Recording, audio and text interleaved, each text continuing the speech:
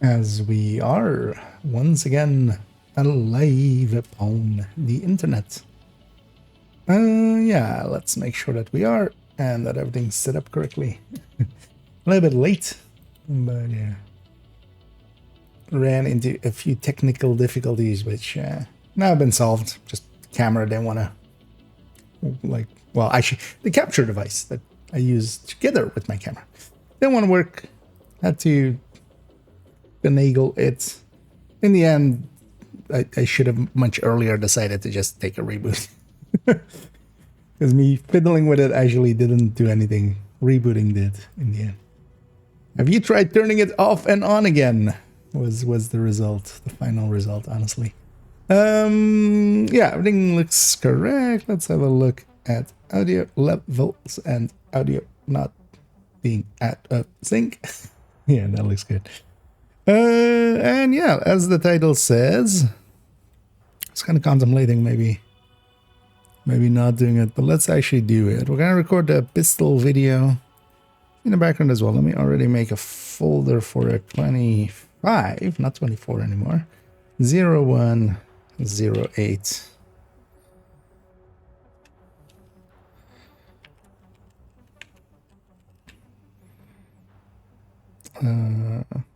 How did I? It's a pistol in depth.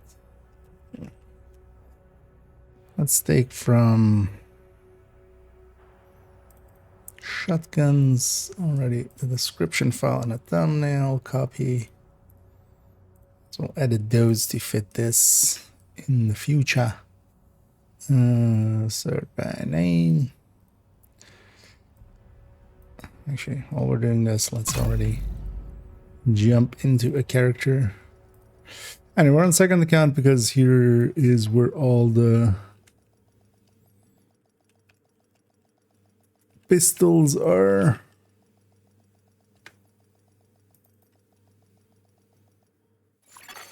Entering safe I'm just area. briefly gonna fix up this text file LL.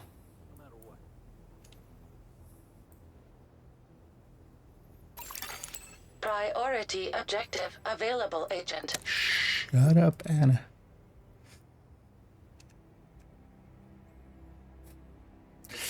Let's already make this pistol. Let's already make this pistol. Yeah, normally I would just do this before, but yeah, just have those at the ready. And yeah, we'll go and get started in a minute. First, I want to just briefly make sure that this kind of looks okay. Because we're going to come back here for this. I want to have one of every pistol. I'm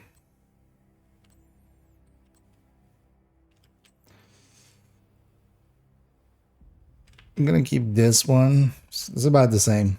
It's going to be, this is going to be 4. This is going to be like 3.5. This is just going to be 4 and then it won't look shitty either.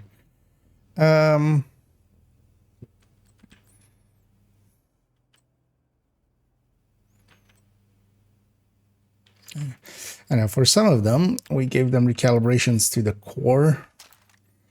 I would much rather just with like all the weapons, eventually all of these to be optimized and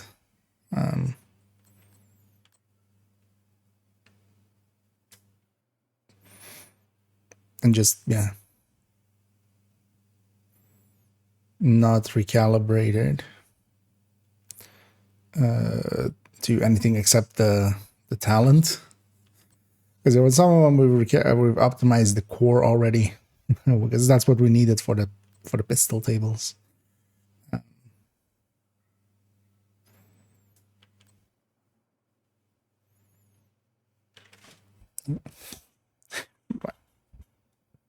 My mic is trying to get away from me. Yeah, it's time for a new stand. This one has been I've had this for like 10 years, this stand. It's starting to give up. Although I could just buy a new. It's basically a rubber element that is kind of broken on it. It's a common thing to give after years and years of use. rounds. Basically keep the better one just so we don't have too much shit in here.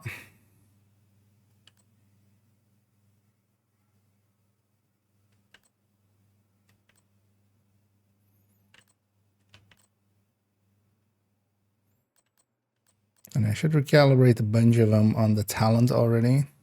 Well, that's just handy to not have that yet, because yeah, that we should do once we have all of the ones. Because of this one's as well. So this one's talent as well, yeah.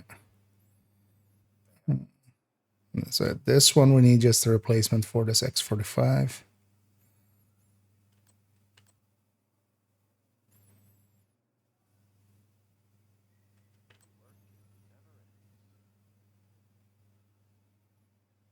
That's not recalibrated yet. Okay.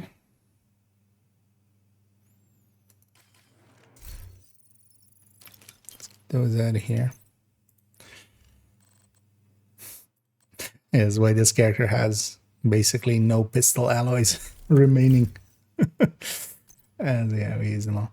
But then yeah, that way at least we have them. Do you want to actually put some mods on every weapons? Let's take those two out and actually mod them up.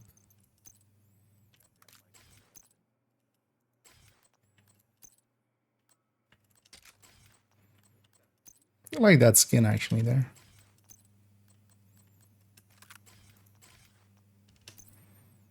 She didn't know these had that skin. This one also has a pretty good skin. Actually, that's the new skin. But the other one is, of course, the old skin from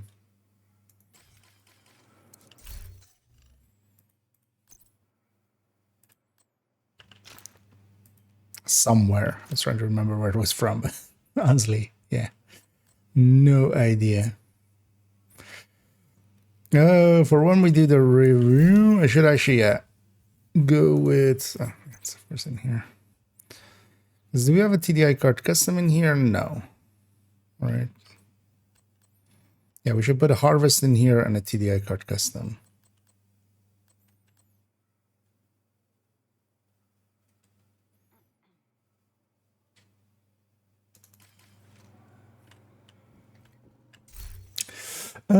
Also, yeah, let's set this up already. This at the ready. Do I need anything to change here? No. I also gave it kind of like a once over this afternoon. Didn't actually find anything at all for once, which was kind of surprising. Oftentimes I have just like a spelling error in like a talent or something. Killer with 3 L's or something as a head with. I don't remember if it was LMGs or SMGs. Identified. It's one of those two. I had like killer with 3 L's. So that too.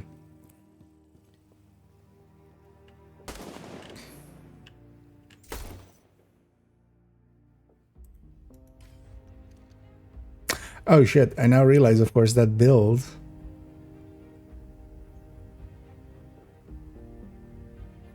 is a main account. Do we swap over and back, or do I just do the build picture? I feel I'm just gonna do the build picture.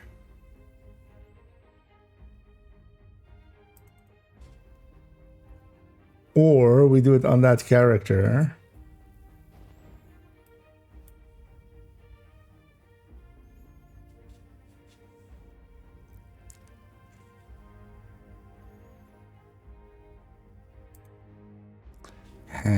Yeah, we should have actually realized that the build is, of course, on the other character. Oh, and either Stucker. And yeah, thank you very much for the raid there, and thank you for sending people over. And I hope you had a good stream and get some stuff done. Let's get you a shout out there. As every year, we're just getting started. I'm gonna be doing in a minute. We're gonna go record the pistol video basically where we yeah, I should be on that character, and then at the end we should swap. Yeah, let's do it like that. I should actually realize that. Yeah. So the main account, I want to have access to the builds just to show it correctly. Build picture will not do that. And then at the end part, we need to swap back. That's what I get for being a little not thinking everything through. It's not. It's just that I can't swap for a sec. Should remember to check if my audio breaks after this. Because yeah, we don't need that character until the very end. When we go to the stash.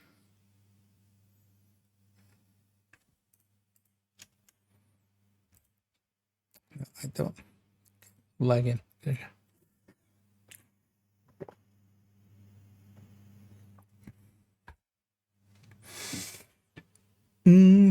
But yeah, hope you had a good stream, Stalker, and yeah, welcome in Raiders. Ouroboros so sad. Well, Ouroboros still works. It's no longer the king though. It's much more like an Elmo or like an Eagle Bearer, kind of decent enough to use, but yeah, there are better choices for a lot of stuff. All the emotes I see. I need the Gustavo. I need the Lumen Mark as well. And yeah, I'm doing pretty good. Busy day today, kind of tired, but was worth it. Got a bunch of stuff done. And basically this evening and then also the entirety of tomorrow, I can actually play video games, which is actually the plan kind of as well. And actually I'm planning on today recording the pistol video, tomorrow afternoon setting up and then recording the killer video. And then in the evening also recording the MMR video. Just because I kind of want to get those in the bag. We're not going to release them in that like very quick schedule either. I'm just going to still keep like a 3 or 4 day schedule, but then I have a few in the bag because yeah, the next 2 weeks are going to be kind of busy. So I wouldn't mind having a little bit of buffer going into them. Which we're kind of creating here just by having a few ready.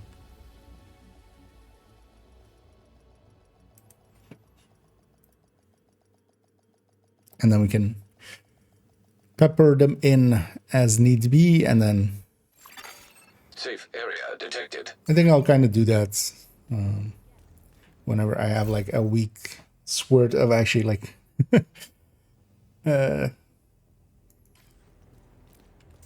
moment to catch up, kind of. Might make a bunch of videos and then yeah, gonna release them as required, basically. Otherwise, I just like having like 3-4 days between each video. And hey there on the YouTube end as well, Gustavo. Yeah, so let's take this character. Let's actually. They didn't add a bundle this week, did they? Or did they? Oh no, they did. 5. Wait, this thing. Oh no, wait. Which one is back? Or wait, one of these doesn't show on account 2. Because actually, just before account 2, I went and was it 4? I think it was 4. Set here. Yeah, one of them isn't showing anymore unless you own it. Weird. Anyway, we always start these basically over on castle side. Yeah, let's go get set up and oh yeah, I do want something. Let's wear something. Yeah, that could work.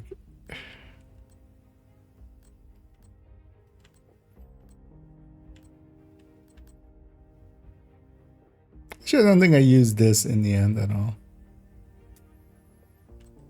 Yet.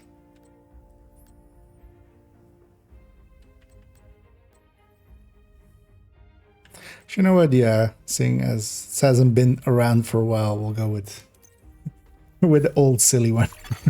Hostile control point identified. Yeah. Pistols, cowboys, yeah. Revolvers. It makes sense, right? When is daybreak? It's in a minute or two, so yeah. We'll wait for daybreak.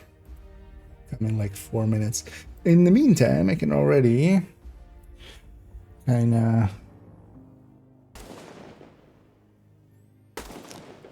prep in my mind this.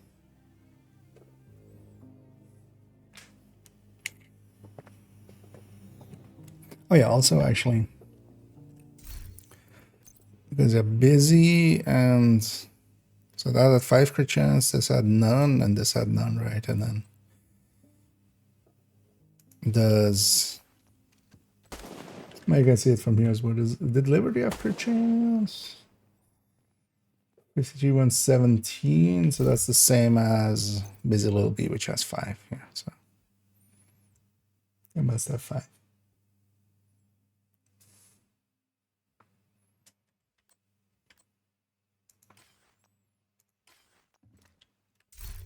Oh yeah, the memento is stacked. And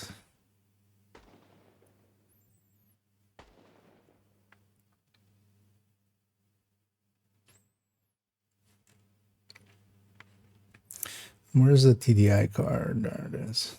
Versus the versus the card. All the way up there. Okay, that's an important one. And also, yeah, we need actually the pistol list here open already.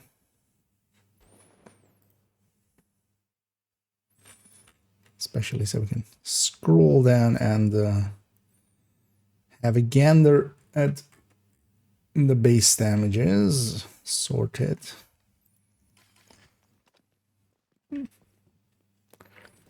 It's starting to become daylight.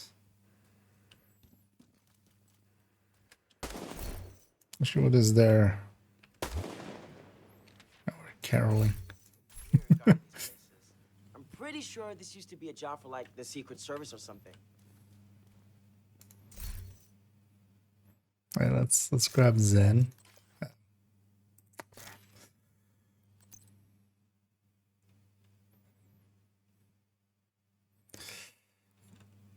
It's a blues, right? Zen. So that there. So actually have caroling on somewhere else though. Just to have it.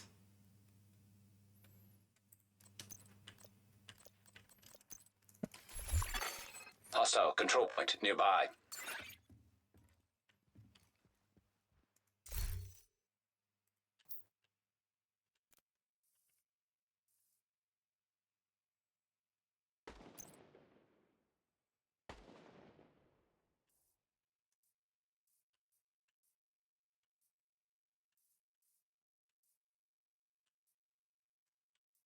You know what? I don't hate that. Let's have the pistol list up so we can go. Yeah, let's actually start going to the right scenes, which is there, and then there, and then there. Yeah.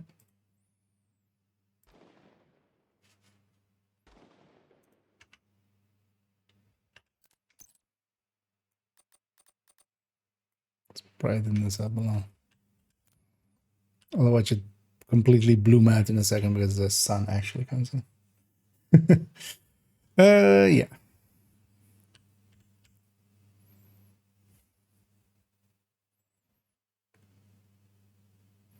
Although I should not yet. We'll wait for it to grab another gun. Make sure that the hard disk is ready. Because we were faffing about for a bit there. Also kind of waiting for daylight, so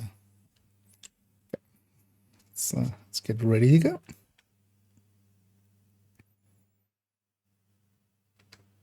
Hi, I'm IKEA, and for today's video, we're continuing on going through the weapon types and going through made DPS tables that I have made for them. Excuse myself. That's not how a sentence works. Yeah, let's try again. Take one. That was 0, the first one. Why is my fingers shimmering? Hi, I'm IKEA, and for today's videos will be videos. I'm really not awake, am I? Took a quick nap. I had to go do some work stuff. Also, this is kind of throwing me off. What is even happening there? We'll keep it in. It's fine. It's just an enter. Hi, I'm IKEA, and for today's video, we'll have that in-depth look into pistols, as the DPS table for them has been made. Was already done quite for a while, but we'll finally have our in-depth look into it. As with all of the other weapon types that we went through, I made one big spreadsheet basically with the weapons in them, on build basically. We'll see the build in a second, and with as well all of their talents, or well, some of their talents that we would pick to go with them. I'm going to see how they kind of stack up, both inter-weapon, basically between the pistol types, and then also what talents can gain us for them. And yeah, as always with these, it'll be timestamped in several ways. We'll go through first the premise, where I'll kind of lay out what the idea, of course, kind of is here, what the scope of it is, as well as it's not infinite, of course. And then we'll go into the build for this, which is a high-end tech tank, basically. It is a bulwark tech tank, one that I kind of remade recently. We'll see that build, and then we'll go into the burst and sustain DPS things. What was that? God damn it, Ransom.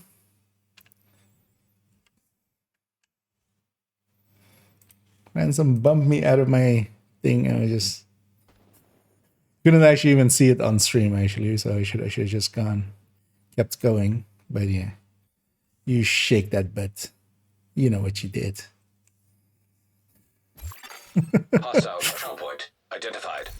Yeah, let's. Although that was getting rambly already. I don't need to say what the build and stuff is already. Well, we can go into that when we get into that. That's the whole point of an in-depth look.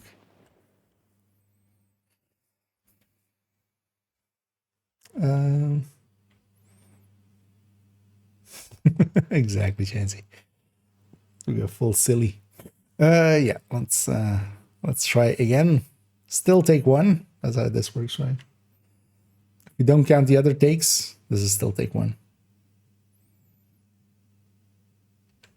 Hi, I'm IKEA, and for today's video, we'll go have that in-depth look into pistols, as we've gone through most of the other weapon types, especially with DPS tables. This will be actually the final one where we be using DPS tables.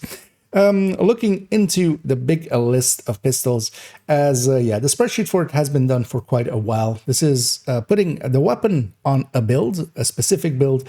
We'll look into what it is in a second, together with a bunch of the talents that we will commonly choose to use with those, together with some of the exotics as well.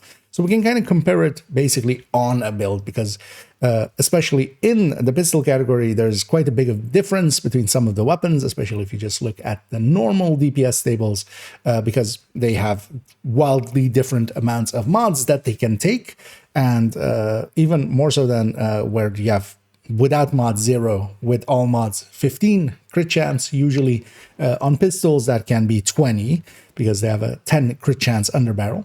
And yeah, everything will be timestamped down below, as you can, so you can jump around. We'll first go kind of through the premise and kind of the scope of what we're discussing here. Then we'll take it into showing the build that we'll be specifically using for this, because that, of course, matters quite a bit for the results, because it is the results for that specific build, but we can kind of take the bigger picture out of that. And then we'll start with the burst and DPS, go into the sustained DPS side of things, kind of discuss them. First, kind of the weapons in between them each other, and then as well the talents and how they kind of affect the outcomes. And then also we'll kind of look briefly at Headhunter. This video is definitely more about DPS pistoling, basically, where we are shooting at max RPM. We're not going Headhunter, we're going more shooty side, basically. We're not hunting the heads, we're just shooting as much as we can. And yeah, on the Headhunter side, we'll look at what the pick is for Headhunter. Spoiler warning, it's the Harvest. And then we'll also, of course, do that review at the end, which might be the point where you might want to jump to if you don't want to watch everything here. The review will kind of be where we'll go to my stash. I have all of the pistols there. We'll go basically weapon type by weapon type, and I'll kind of give my thoughts on each one and how I feel about them and if it's worth using or not. So yeah, let's go get started with our premise.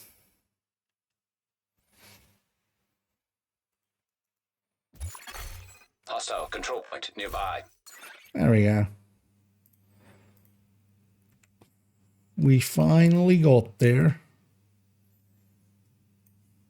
So here with VLC on this side, 237, which is a little long, but it's fine. He said a lot. Yeah, let's just keep going right away.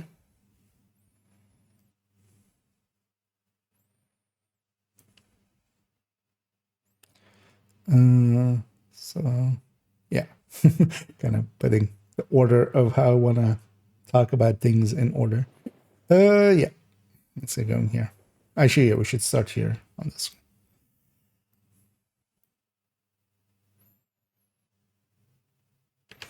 And to set that out, we have, of course, the burst and sustain DPS tables. In there, of course, we have the pistol tab as we have it here. If you jump around with the tabs at the bottom to the pistols.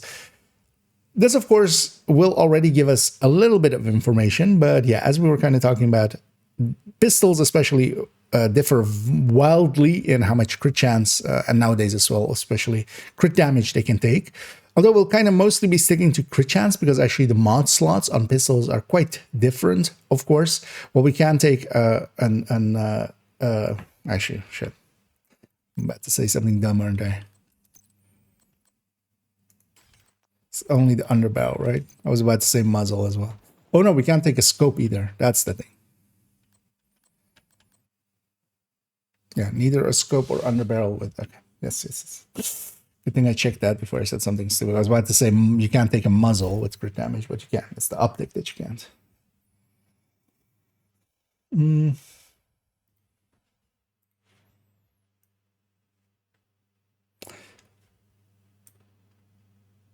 Yeah.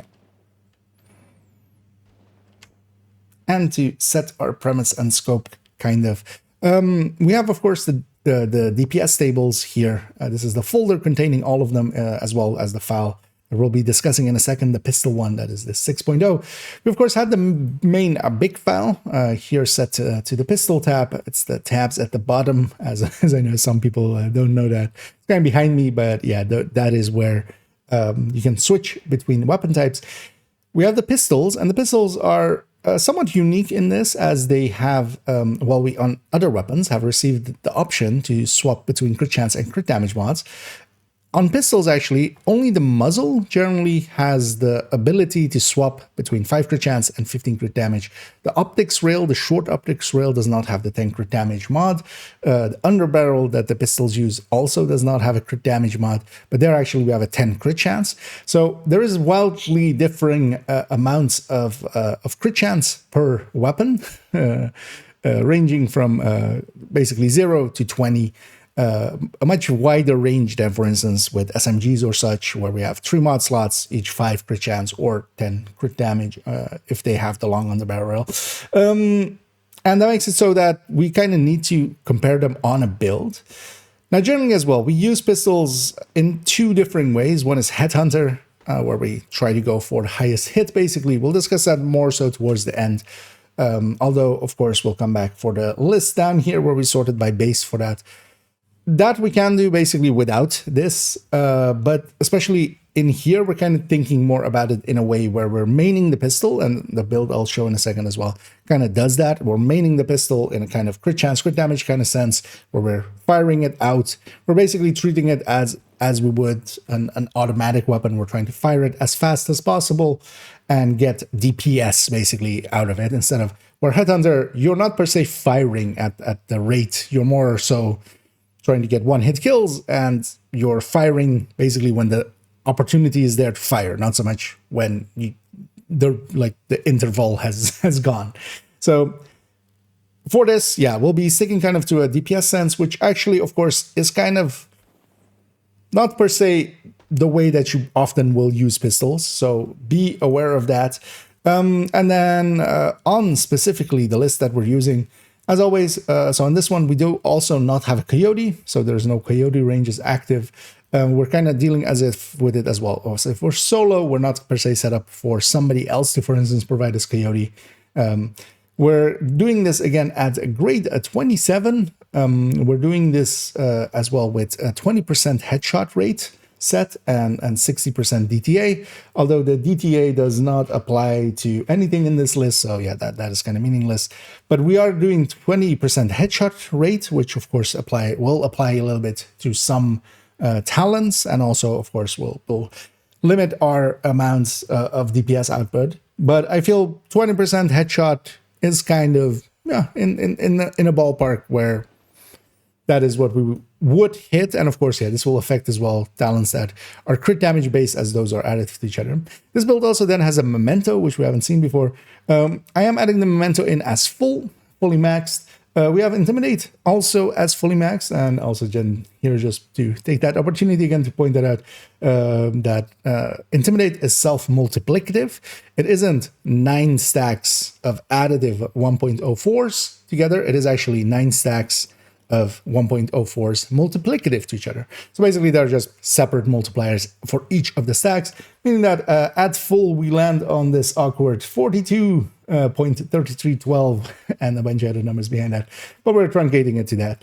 And yeah, Intimidate at full, we're kind of expecting, we're kind of giving the best chances to the build as it can, but it is a tech tank style of build.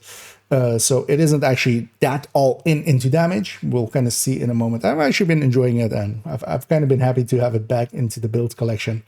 And then, of course, we have the things that some talents that we're using in here don't have effectively always uptime. That goes actually for a lot of talents, because for instance, as we have Sadist here, Sadist, of course, requires a bleed to be on the enemy, to be active. That just isn't always there. Now, of course, if you're playing alongside of an OD or something, you have much higher uptime than this. You might even have close to perfect uptime to this. But then as well, things like Killer, of course, will activate off of a kill. So definitely for the very first kill, it's not active. I'm kind of expecting you for yourself to kind of set how active you think something will be, because it is so dependent. Even for myself, if I were to give an answer, that the answer is going to be completely different if I'm solo or in a group, if I'm doing a mission, or if I'm in the open world, for a lot of talents, because it's going to differ quite quickly. So we're kind of just leaving that discussion to the side. We're not having that discussion at all. We're just giving the data that discussion would have as the result, basically. So yeah, do keep that in mind. And that doesn't per se also mean that just because Sadist is higher than, for instance, Killer, doesn't mean that I'm going to go with Sadist just because this number is higher, because the conditionality of it matters quite a bit. Then we have also the exotics, which of course kind of have the same traits, as we'll discuss when we get to them. And then, yeah, the list, of course, of pistols is there's a bunch of them. We'll try to keep it quite brief, but yeah, this then being the premise. Let's go actually look at what build we're using these on. Yeah. Let's take that here. Let's put that in the bag. So not that one, this one. 609, that was longer than it needed to be. But the build we can do pretty quick. Let's do the build. Is that Oh, is that the general command you're trying to get there, Prince? I would wonder actually. Yeah, I haven't set up many of the custom commands of Nightbot or such. But yeah, actually, I think you can click my name and see since when you were following.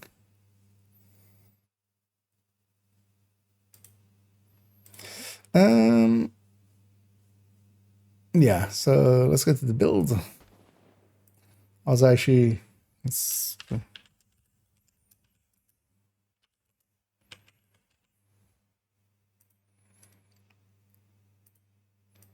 actually just gonna add memento at 30 stacks in there because I wanted to do that until we forgot. Got reminded there as we were talking about memento.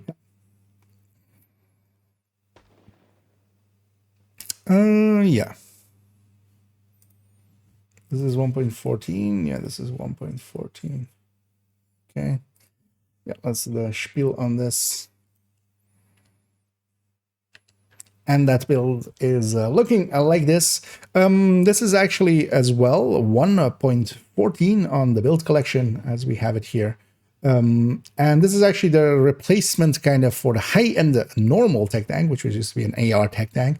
I altered it back to be actually a build style that I used to have quite a bit in the past, which was pistol-based bulwark tech tanks.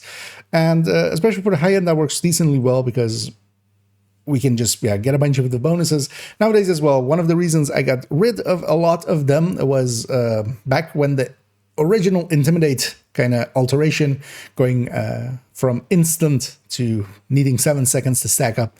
When those happened, I kind of, that really did hurt Intimidate back then. Nowadays, Intimidate is very usable again. And as well, we have other tools like, for instance, Picaros here together with a second piece Brazos that can actually be really good for high-end setups like this, which can make use of the yellow cores and such. Then actually, this is one of the better ways to set that up. But of course, I'm going as well with a DNH, a Grupo, and a Fox's Prayer here for the more damage that we can put out. As well, actually, so the layout as I finally got it, as I'm kind of proud of it in the end, is that I actually just put in a Cheska chest here and go to a Crusader. And honestly, and then we're back actually to being an AR-based high-end tech tank. Although the high-end tech tank in the AR version is kind of, the Heartbreaker, the tech tanks, the Heartbreaker tech tank, the Striker tech tank kind of add to it. So I was okay giving it up for for a pistol bulwark. And of course, with this one, we're kind of using it for weapons-wise, basically in a DPS sense. Because, of course, if we were using a headhunting build or something, that is a completely different discussion. The weapon we would use for that, it's kind of set already. So kind of spoilered it already. It would be a Harvest, failing that, a 586 or a 686. But here we're actually trying to fire at the RPM of the weapon and trying to basically do it in a shooty sense instead of a headhunter sense. And yeah, I've been kind of enjoying this build. It works pretty well, especially you can take pretty easily 8 directives. You can even push it up to 10 directives in Summit. And just for running around, it is actually a tech tank that can kind of deal with Pistolero pretty easily for itself. And then, here we've been using multiple weapons. As you can kind of see here, the weapon I kind of went with is a M45A1 together with a Killer.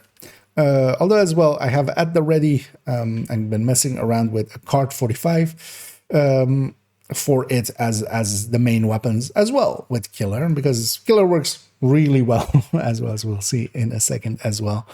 And this was the layout then that we're going to be using here. It is pretty low on crit chance, crit damage overall. If we go to the pistol, it is, for instance, here, it is 60, 130. It is a flat 60, exactly 60 basically, and a 130 when we hold a 20 crit chance weapon like we have here with the M45 or the Tactical 1911 or the Card 45.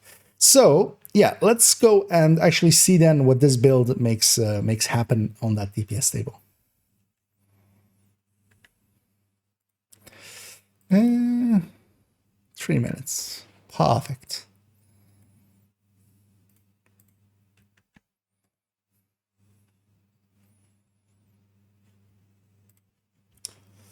Let's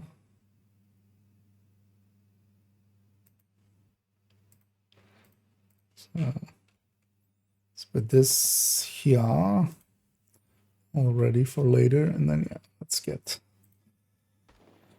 get started. Although yeah, we'll go here and then here. Let's put this over there already. And yeah, let's kind of start going through the big list. Although the list itself is not as big as some of the other ones, mostly because we're not using that many talents. Not that many talents kind of apply well to pistols.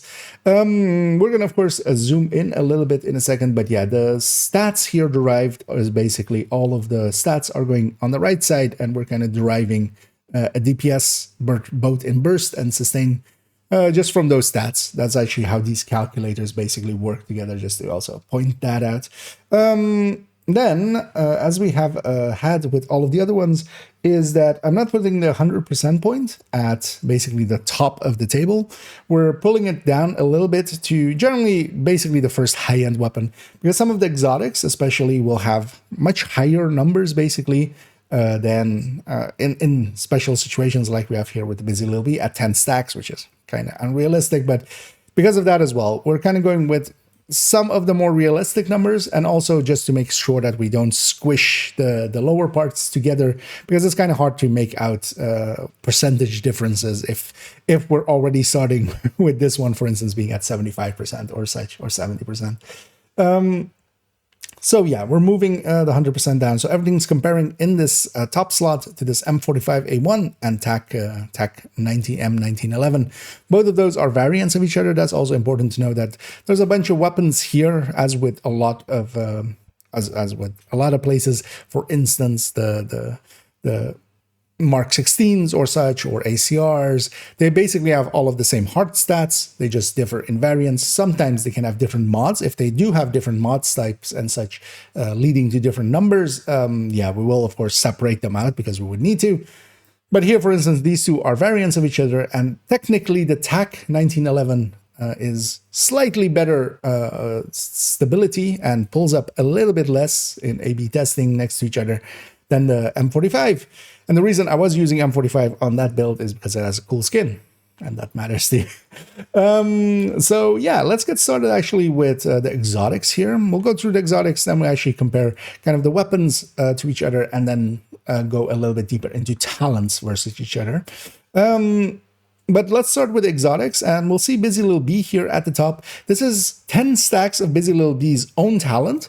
So we would need to hit 10 enemies, swap to a different talent, or swap to a different weapon, swap back to the Busy Lil B and start using it. And then we only also have it for 10 seconds.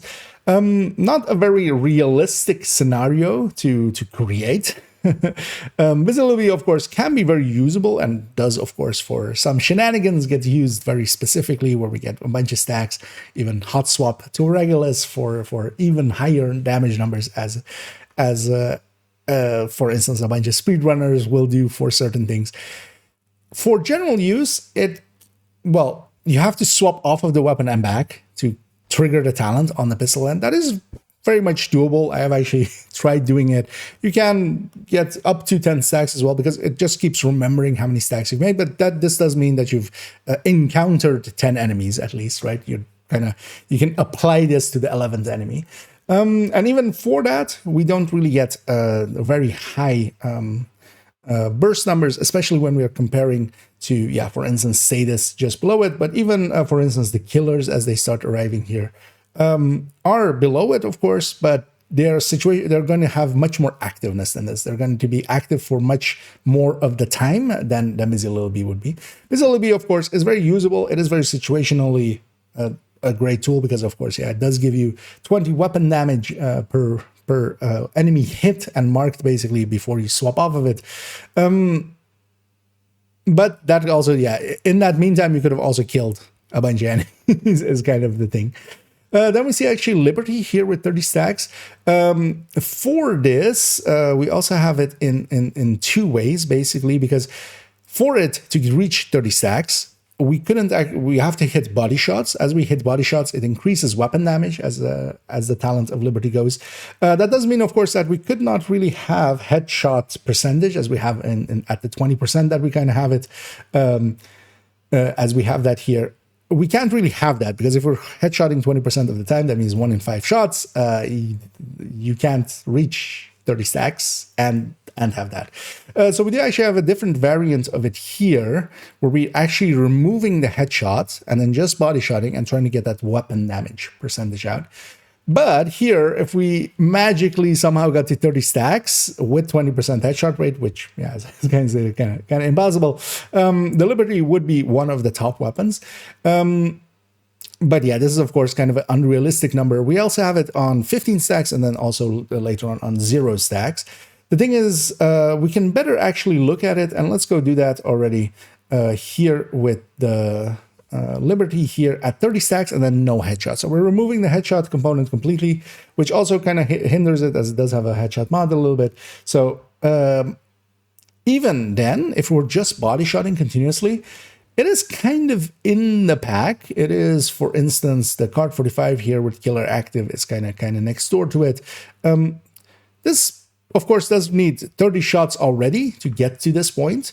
The 15 is... Oh, it is actually below. Yeah, so here we see a quirk that we've created, because here we have the Liberty with just 20% headshot rate and basically not having any stacks of that weapon damage active. It is actually higher than the 15 stacks without any headshots, because here, of course, we're removing the headshot. We're basically setting the headshot to 0.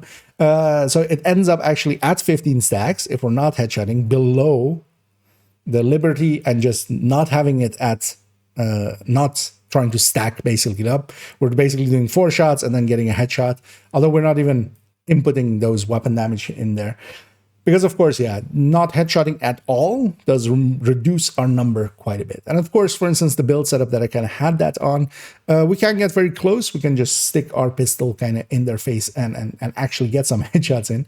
But yeah, we create basically this interesting quirk here where the 15 stack, no headshot Liberty is below just the Liberty without any of its talent active, but still having that 20% headshot. And yeah, actually, so even without really using its talent, it is actually pretty high up here. Its biggest downside, of course, is its handling. It is a handful, even if you're just going for the body shots and kind of getting those stacks in. There is a bunch of weapons that will outdo it, especially for this like 30 stacks, because yeah, we can see that, yeah, especially the tactical M45 or tactical M1911 or the M45A1 killer is kind of much higher than it, which is kind of the one that I went with. And of course, we'll have around the same uptime, because here that 30 stacks with no headshots is below it, but the main one is even further below it. It's like 7% behind when we kind of look at it here. Then as well, we have the Busy Little Bee at 5 stacks, a much more gettable number, and there it is actually kind of in the pack of Sadist. It, of course, yeah, has very low mods, is kind of its issue. That's what kind of reduces it versus its base weapon. But then with a few stacks, we can kind of make up for that, of course. I wouldn't per se main Busy Little Bee, but of course, yeah, the way that we generally use it is we use it situationally, we get the weapon damage out of it, and then usually we do something with that weapon damage, is kind of interacting with it. Either Pestilence or Headhunting are the 2 big ones that kind of feed off of weapon damage. And yeah, the Busy Little Bee can be very good for those moments, but you already know those moments when you need those.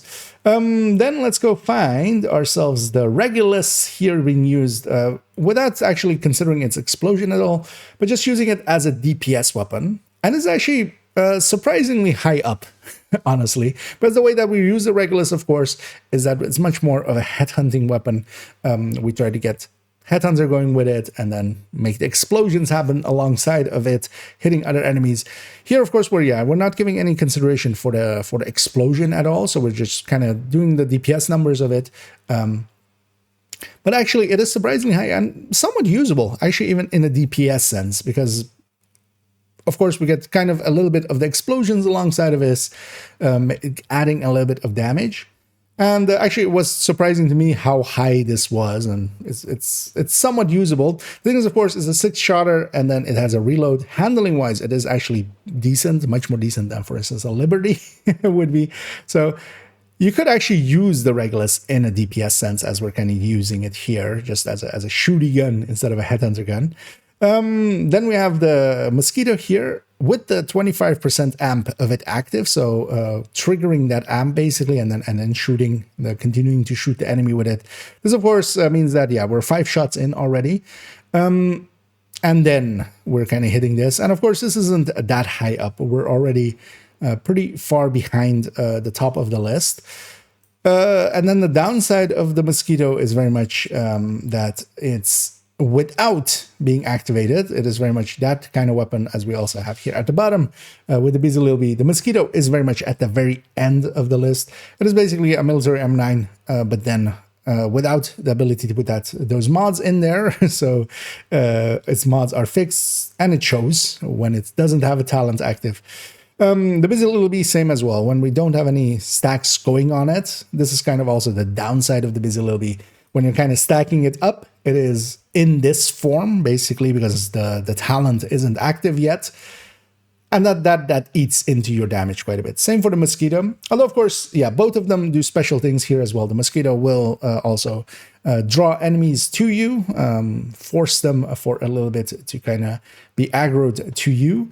We use it much more in that sense, and also then we really don't use it as a damage thing. It's just, you're just firing it at an enemy to both get the debuff on them and then also try to aggro them, which for tank builds and such will make it alongside of the Liberty, where we use that for its component of healing the shield. You have basically 2 choices there now, which is actually kind of nice for them. Yeah, so we kind of went through the exotics. Let's now go and start with the high ends. I'm gonna cut it there for a second. That was 11. Also, let me catch up here. And hey there, Andy. And yeah, welcome. Just hanging out, get to here. And yeah, here we're quickly going through the pistol list and getting all this in. Let's already actually do Control F. Have that at the ready.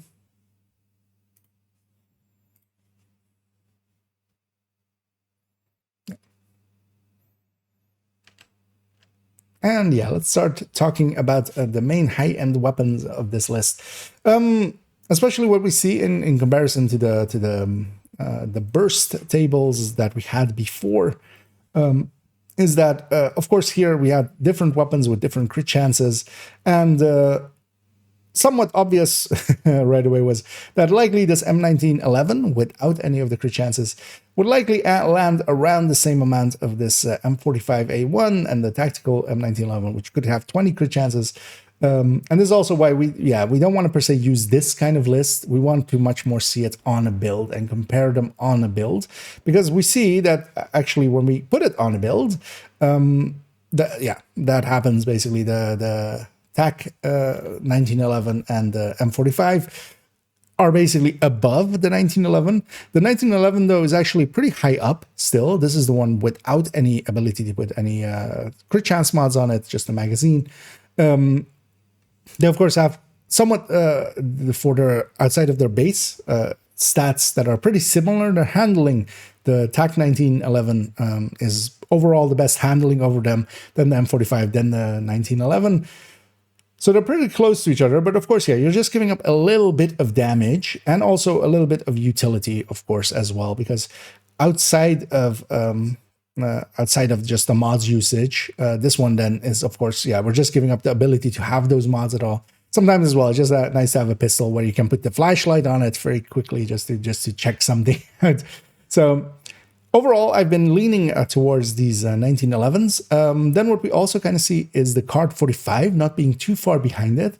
And actually, the card was kind of, in PTS1, hit pretty hard. In PTS2, they kind of brought it up. It's kind of the story of the MP7 that we kind of had with the SMGs. And that is that its burst is pretty close now to the top number. The card used to be the go-to weapon in this category if you're trying to do basically what we're doing here, which is just use it in a shooty sense, in a non-headhunter sense. It has now a bigger magazine, a better reload, and all of that, of course, will lead together so that we have a high burst, a high-ish burst, lower, of course, than the 1911. Yeah, I forgot to keep the game alive. I don't want... That music always comes in so loud. Let's actually reset there. Although I was kind of rambling there, so... Let's just reset and retry. Hostile control point identified. Safe area entered.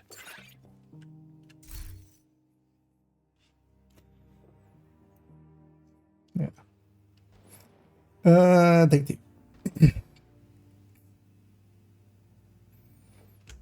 And going into the high ends, overall, as we had already with the burst tables over here, just the main burst tables, we could already kind of see, of course, what the interburst would be of the weapons, but of course we couldn't see what their crit chances would affect that. And that's a big reason why these lists are much more for utility, just if you want the stats and having those. For inter-comparing between weapons, yeah, we kind of need it to be on a build. Because here we see that, well, the 1911, as was in that big list, was much higher than everything else around it, of course. It also, yeah, shows 0 crit chance. That means we can't put any crit chance mods on it. It does have the magazine slot, so we can't take the magazine up, but it doesn't have the other slots. And then this 1911 was basically the first weapon with 20 crit chance that was this high up. This already kind of made me feel like this is likely the top pick overall. And actually, yeah, when we take it into a build, we see that that is actually the case. The M45 and the TAC 1911, as I'll be referring to them from now on, they are a little bit higher burst and sustain than the 1911 non-tactical. Which doesn't have the ability to have those mods. And then you would here, though, of course, we're on the build. We've set up the crit chance to make up for that loss of the mods, so that we land on as good of a stats as we can make for that weapon. What we see then is, yeah, that it is a tiny loss to go with, for instance, for that 1911. You could still go for this, and then of course, especially if you're using a build that. Because this does hit a tiny bit harder per shot, so it does go a little bit further with those 18 shots. Although even then, it doesn't actually out-sustain our M45 really. But the damage per mag is, of course, a little bit higher. But not a big issue. The reloads on pistols are still pretty quick. But then as well, we have the Card 45, which used to be the old king. It was very much higher in burst and sustain than anything else in the category, basically. MPTS 1, they actually took it very low. In BTS 2, they brought it up a little. Kind of the same story as the MP7 kind of had, where, yeah, they kind of overdid it on BTS 1. They brought it back up a little bit in BTS 2. Made it close to usable. In the case of the Card 45, though, it is actually usable. We're giving up a little bit of a burst if we go with it. We get a much better reload and mag size. The RPM is the exact same. And we gain actually a lot of sustain. So to me, the big pick in this category, as I kind of also showed with the choices that I had made for the build itself with the weapons chosen there, going with either the M45 or the TAC 1911, which are basically variants of each other. The 1911 actually does have a little bit better handling out of the two, pulling up a little bit less. Its stability bar is also showing that a little bit. It's a tiny bit fuller, but M45 actually has a cooler skin, so yeah, I'm kind of going with those. And then the Card 45 as well, very handleable, as also all of these are pretty handleable still. We'll see later on with, yeah, for instance, the D50, where we'll kind of discuss how they handle as well alongside of it. But yeah, this is kind of the two that I very much choose between, especially for a build like that. And Yeah, it is definitely, that sustain can sometimes be nice. The difference in reload can definitely be felt. The difference in damage, and this doing a little bit more bursty damage, is also definitely felt. So yeah, I kind of actually like having both and kind of swapping as the need arises. If we here actually just search for all of the sadist, which is of course just a plus 30% amp, where we can kind of compare between the weapons, we'll see that yeah, the first wave PF45 specifically, because yeah, there's the custom PF45 as well. That one comes in next. Although I would at this point basically not pick this, except for one quirk that they have, where they have where especially the M45 and the compatriots and the Card 45, they basically have a drop off that is quite instant. So basically, once you get out of optimal range, in a few meters, it basically drops to half. A lot of pistols are set up in either that way, or they have the alternate, which is that they drop off all the way to 100 meters. So if you're somewhat taking shots of opportunity at longer range from time to time, it can be a good idea to, for instance, go with this PF45 that has that trait. We'll kind of discuss that as well when we go into the review of these weapons at the end, and kind of show which weapons are one way and which weapons are the other way. Although for me, the only real contender is really this PF45 for that, because yeah, then we start getting some of the revolvers. Here we have the Harvest. Of course, the Harvest is just a better version, kind of the 5.86 and 6.86, which are also variants of each other. And it is available from the holiday hoarder, the holiday loot goblin, as is actually by the time of release of this still likely available. It is very much more so a headhunter weapon than it is here. We're kind of already dropping, because keep in mind that while this is not too far down, we're already a few percents down. And especially one of the downsides of the revolvers is when you have this big of a difference in mag size, their sustain drops off quite hard. So I would generally pick, even if I wanted to go with, if I wanted to go for more burst damage, I would just pick the M45s. And then their sustain is especially also much better, which is kind of, if the upper bound is around the same edge, but the lower bound is so much higher, for instance, the 1911, I will generally go with those. And yeah, you wouldn't per se want to use it in this sense. Although, of course, there is a place for the Harvest, very much so. Then we see the D0s and the D50 coming in. And then, yeah, we're going with the custom PF45 and then the 5.86, 6.86. The custom PF45, of course, kind of the counterpart of the first wave one, but it just performs, they actually handle around the same, but this one is just, yeah, less output. It does actually sustain around the same level as well, although actually even still worse than that. So I would generally just not pick that when you can have either the PF45 here or the Card 45 there. Then the 93R is, of course, the 3-round burster here. It is, without weapon handling, very unusable to me. It just pulls up way too hard. If you're kind of using it in a sense where you are, where you have some weapon handling to kind of keep it on target for those 3 shots, you could make it work, but of course, when you're doing that, you're also taking away even more damage in it. I found myself just not wanting to use this at all. Same, for instance, for the D50, which handling-wise is very poor. The D0s at least can be kind of decent hitter there. One thing those do have, which is that they have much higher alpha damage. Although the way that we're kind of using it with the build here, we're kind of tech tanking and we have a big shield in front of us, so we just use that shield to close the distance. We don't per se need popping out, getting 2 hits in, and then hiding again. We can just stand in front of the enemy. We're really actually outputting in a very DPS sense. We're pushing damage that way. So all of the revolvers really, of course, much more lean towards their base damage being high. The way that we're kind of using it here, not really what we want after, what we're after.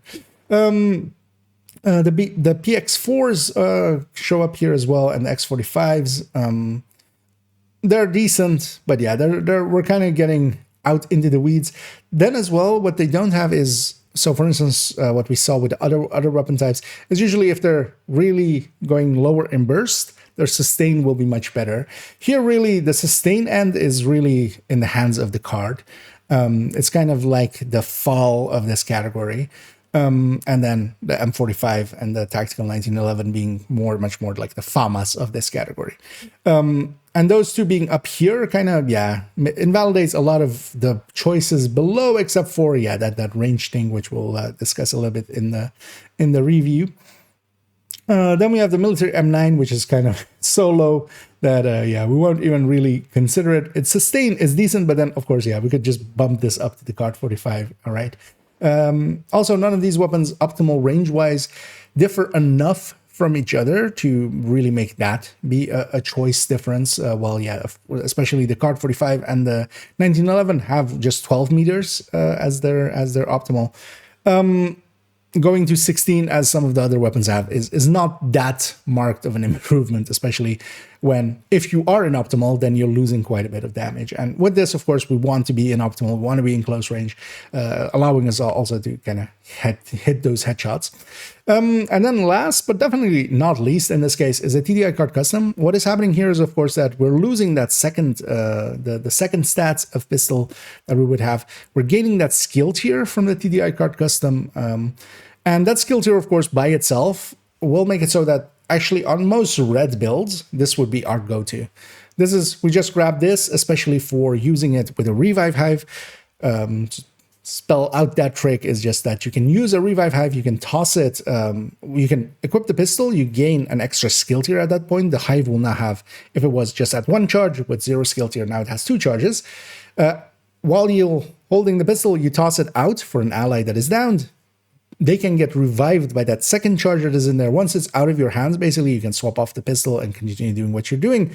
But then you're still keeping 1 charge, basically, for yourself. And that is a very important thing to have. And that's why, TDI card custom is basically for red build still the go-to. Like, if the build is very much set up as a red build and you have a Revive Hive, you basically go with the TDI card custom. Because you don't really care that you're giving up here, for instance, this 10% on the DPS basically versus the normal card.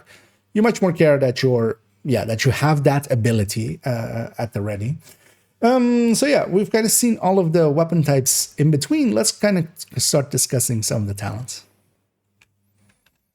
We're gonna have a cut there. A lot of talking. 11 minutes of talking.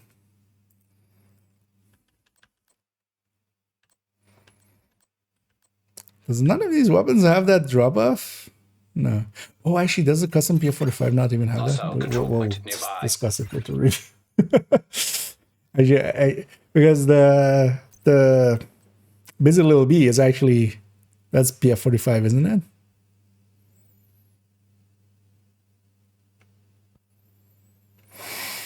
it? Actually, I don't remember. What is its base? 93. Yeah, it is this PF45, isn't it? But whatever. Let me catch up here for a second. Of course, we're kind of in our own world. Hey, the Mambu. And hey, the dang goat. So this is just using SMG with the okay, back. No, that's actually pretty good. Although, you can also, like Sadis is actually now so good. The only downside of Sadis, and I find myself kind of running into that, especially for instance with Ridgeway Hunter's Fury. I've been kind of enjoying that. It's just the second you run into a Warhound that doesn't bleed, suddenly your damage is just plump. Well, just 30% of it basically goes offline. But of course, in a lot of just normal senses, And OD, of course, is just pretty good. Although OD with Carnage, I've been finding it much more like LMGs and stuff like that. Especially as well, you just don't run out of that ammo. You never have that problem when, you're fighting an enemy and you just run out of ammo. You're fighting a named or something and it just doesn't die quickly. And you just ran out of ammo and now you're, doing unbonused shots basically while trying to kill it. that's kind of nice. But you could always just have the Carnage, for instance, on a secondary and just get some. No worries. Yeah, when I'm recording, I'm just we'll catch up on the chat basically afterwards. So yeah, hopefully you're still there. So yeah, you are. So. But yeah, the chat isn't up on screen usually when I'm recording. That's usually the giveaway, and for obvious reasons, of course. So let's go with tech. Space M.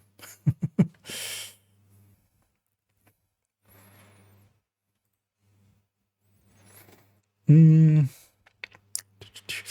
a new player and a what gear do you recommend me? Well, do I have literally the thing for you? It is exclamation point recommended. Oh, I'll put it in my chat. That is my recommended build list. It'll pop up in a second with a. And yeah, that's basically exactly that. I usually recommend just starting out, just putting together a red striker. It's pretty easy, and then you kind of as well have, you kind of get a feel for what damage feels like in the game. And then, as you kind of see going down the list, I have a few builds that are a little bit more tanky. For instance, the tech tanks. For when it comes to playing solo, for instance. But yeah, that list hopefully has, and yeah, everything is kind of, it says why or what it exists for and stuff. So you can find it out from that. Sean, quick question. If you're able, does the Liberty 30 stacks with headshot mean every 30 shot is a headshot, or is the same 20% headshot as other pistols are? Yeah, yes. So yeah, it's basically this 30 headshots is impossible, or this 30 stack is basically impossible. This is just, we're going to have this in here because yeah, it's still a 20% headshot rate. So 1 in 5 shots will be a headshot. That's also why there is a different one in here, which is this one, 30 stacks, no headshot. And then we put the headshot basically at 0. So the headshot on this one is 0. This is much more representative of what it can hit. But I kind of wanted to have both in there. Kind of also to show, that the Liberty talent is kind of decent, but then, especially now, but the weapon itself has other issues, right? Like the handling of it. But these 30 stacks and this 15 stacks is not really achievable. And then this 30 stacks with no headshot, and then that is actually the funny one, which is that the 15 stacks with no headshot is actually below the Liberty without actually adding in any of those weapon stacks, and then with 20% headshot. So kind of lands that way. Is it? Yeah, exactly. Yeah, that's and I headshot row a couple of days ago. That was here. Yeah. But also, generally these are made more so as well to be just turned into videos, and then usually in the video, like when we're kind of discussing, we discussed the exotics already. In that, I kind of explain all that, because the thing is, if I wanted to like have all that in text in here, it would just be a lot. So I just avoid that and just explain it in the video, kind of. Yeah. So let's go with this.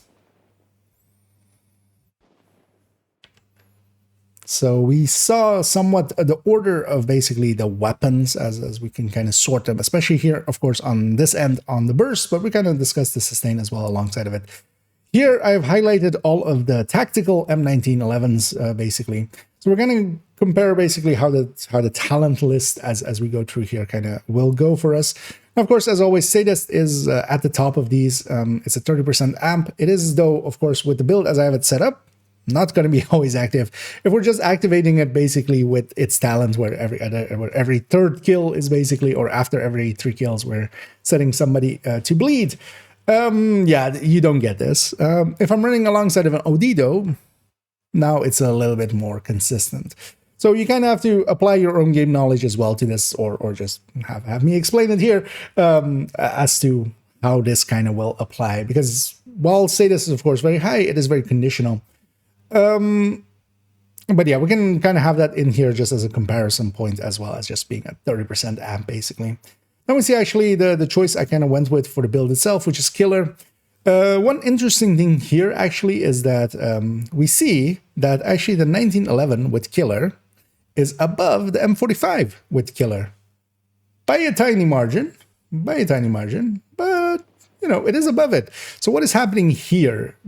The lower crit chance, crit damage means that actually what I'm doing is actually on the, as we go onto its stats, which are over here, is that, as you can see, it is actually pretty, so the 200 is for the tactical, the 163 is for the non-tactical. Both of them are at 60, but of course to get to that 60, we have even flipped one more crit chance on the build. So the crit damage of the build itself is very low. So we're gaining actually more out of that Killer because our crit damage is very low.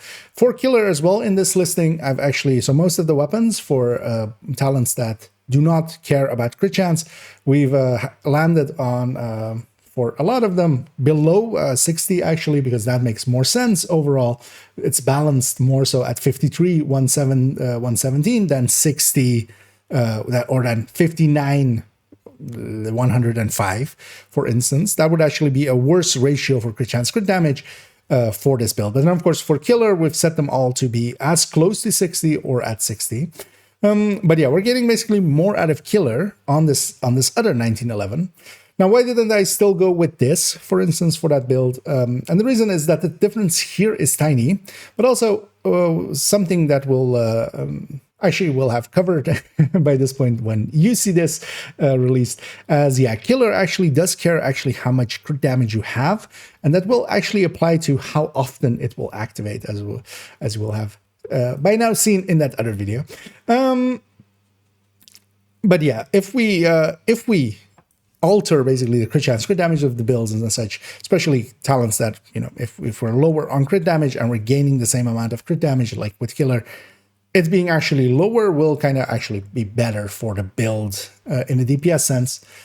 So sometimes that does matter. But yeah, here Killer, of course, we need one kill to activate it. It is not always active, but it is overall, especially for instance, that build that I have it set up there, it is very much a solo build, basically. At most duos, maybe. Killer, all the kills are mine. Killer is basically a very simple choice because, yeah, we're not really set up to get sadist. For instance, we could have, for instance, a Ridgeway version of what we have there, but we have a Memento, which is much more useful, to me at least. So Killer is the one that I'm going there with. And of course, yeah, Killer, a very good pick. Then we have actually Close and Personal. Especially for one with damage dealing Killer is a very good pick.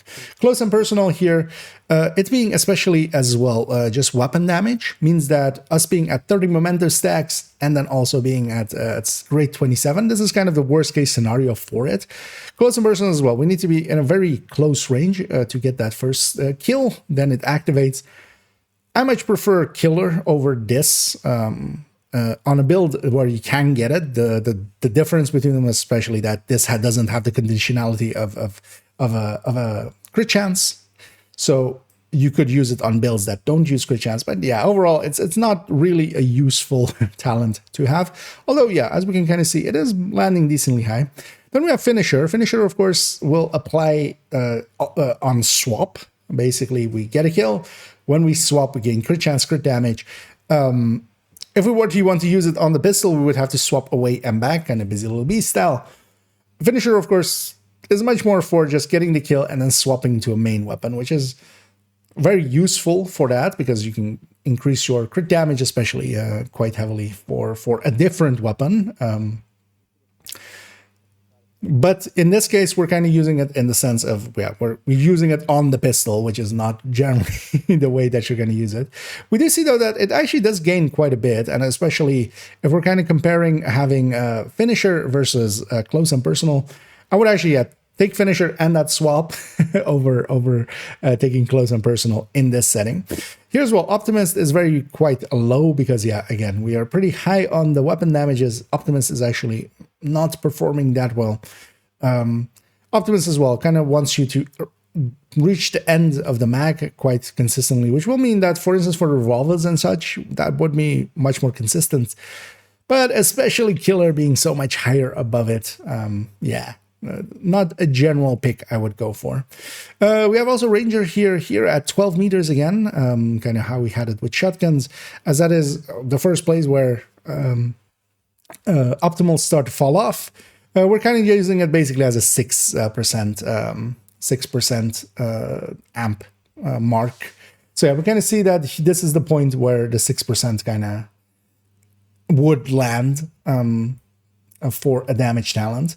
And yeah, then we have salvage. We're not actually doing any fast stands here, but we are doing salvage. Salvage, of course, on kill, you have a percentage chance to refill the entire magazine.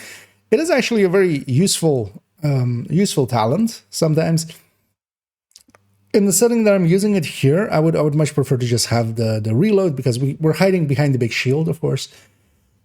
But if you're kind of maining the pistol, this doesn't feel too bad, except that, yeah, you do give up, especially if you're comparing it to killer, you're giving up a decent amount of damage to get this talent. But definitely, somewhat of a pick that you can go with, especially as well for actually headhunters, if you don't want to use determined. Although, yeah, preservation and such, of course, is also a really good pick if you're not going that route. Although, as well, you would generally go then with Regulus, especially. But yeah, salvage actually, reloading the weapon for you can be very handy.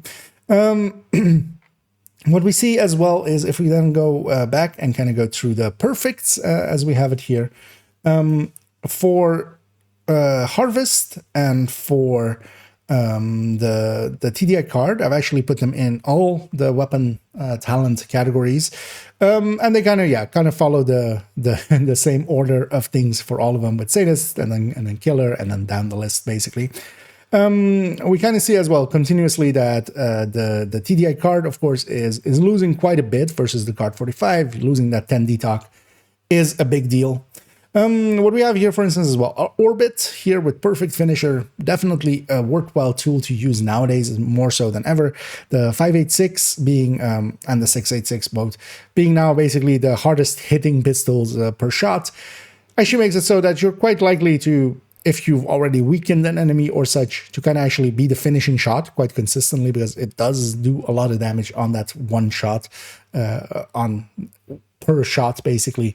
Having a high alpha and triggering and then swapping back to trigger Perfect Finisher. And of course, Perfect Finisher being 10% more is kind of nice.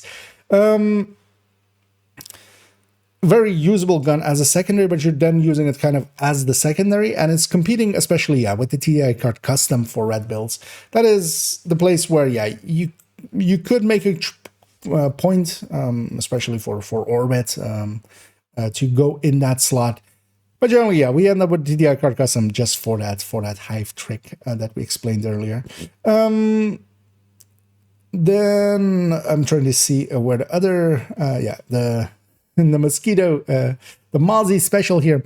What we're doing, using it here as, is actually I'm smearing the damage, because we have perfect breadbasket. Breadbasket, you need to hit body shots and then a headshots. That's also why it's not included per se in any of these lists, because it really, at its perfect rate, it's already not that great either, because you're getting one shot basically out of it. Here we're smearing basically the improved shot over 4 shots, so that we're basically getting a DPS as if we're 3 body shotting and then headshotting, 3 body shots, headshot continuously. And even in that case, it is pretty low down here. Much more consistently, we could make killer happen. Although, of course, this does not require a kill, which is one of its benefits, where we can, and actually is one of the few ways that we can get that, because, for instance, as well, the close and personal, things like that, they do require a kill, basically, to activate them, same like killer. So, say this, of course, wouldn't, but yeah, that is kind of conditional on other things, basically. So, it does have that going for it. You don't per se need that kill. You can activate it if you're fighting something strong and you can't actually trigger other talents. But I would just for general use much more eagerly grab a perfect or a killer instead of this perfect breadbasket.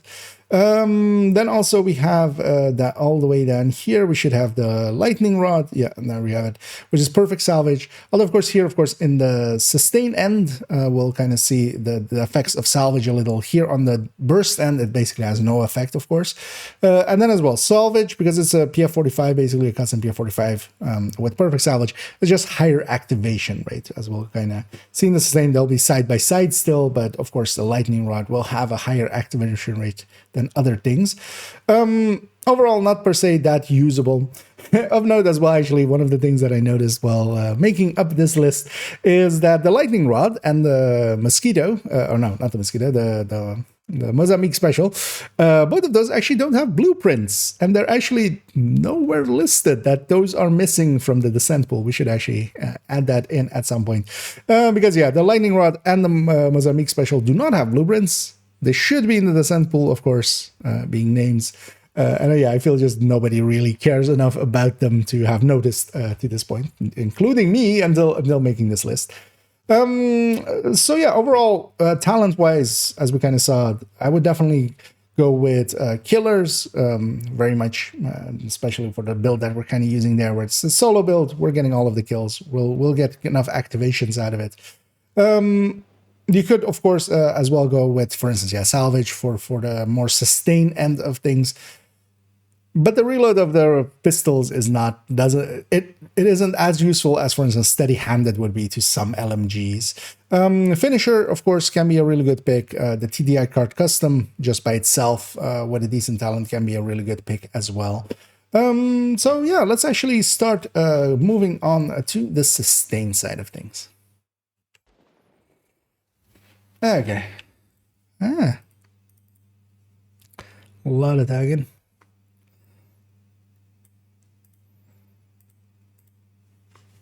Let me catch up here as well. Damage is reasonable, but I'm easily to die. I mean, yeah, that's the thing with red whales. You can actually learn to like stay upright with them. Although, yeah, with that recommended list as well, if you're kind of feeling you're kind of a little easy to kill, try the tech tanks on that recommended list. That is what I run for solo play and stuff. The Heartbreaker tech tank especially is pretty easy to put together. You do need the memento, which is kind of the only like real required piece that is kind of harder to get, because for the rest you can just pair it with whatever. And Heartbreaker parts themselves are pretty easy to farm. It's not a war trial, yeah. Poor lightning, right? Oh, yeah. It's just also, yeah, if it wasn't a better weapon, it would do better, but...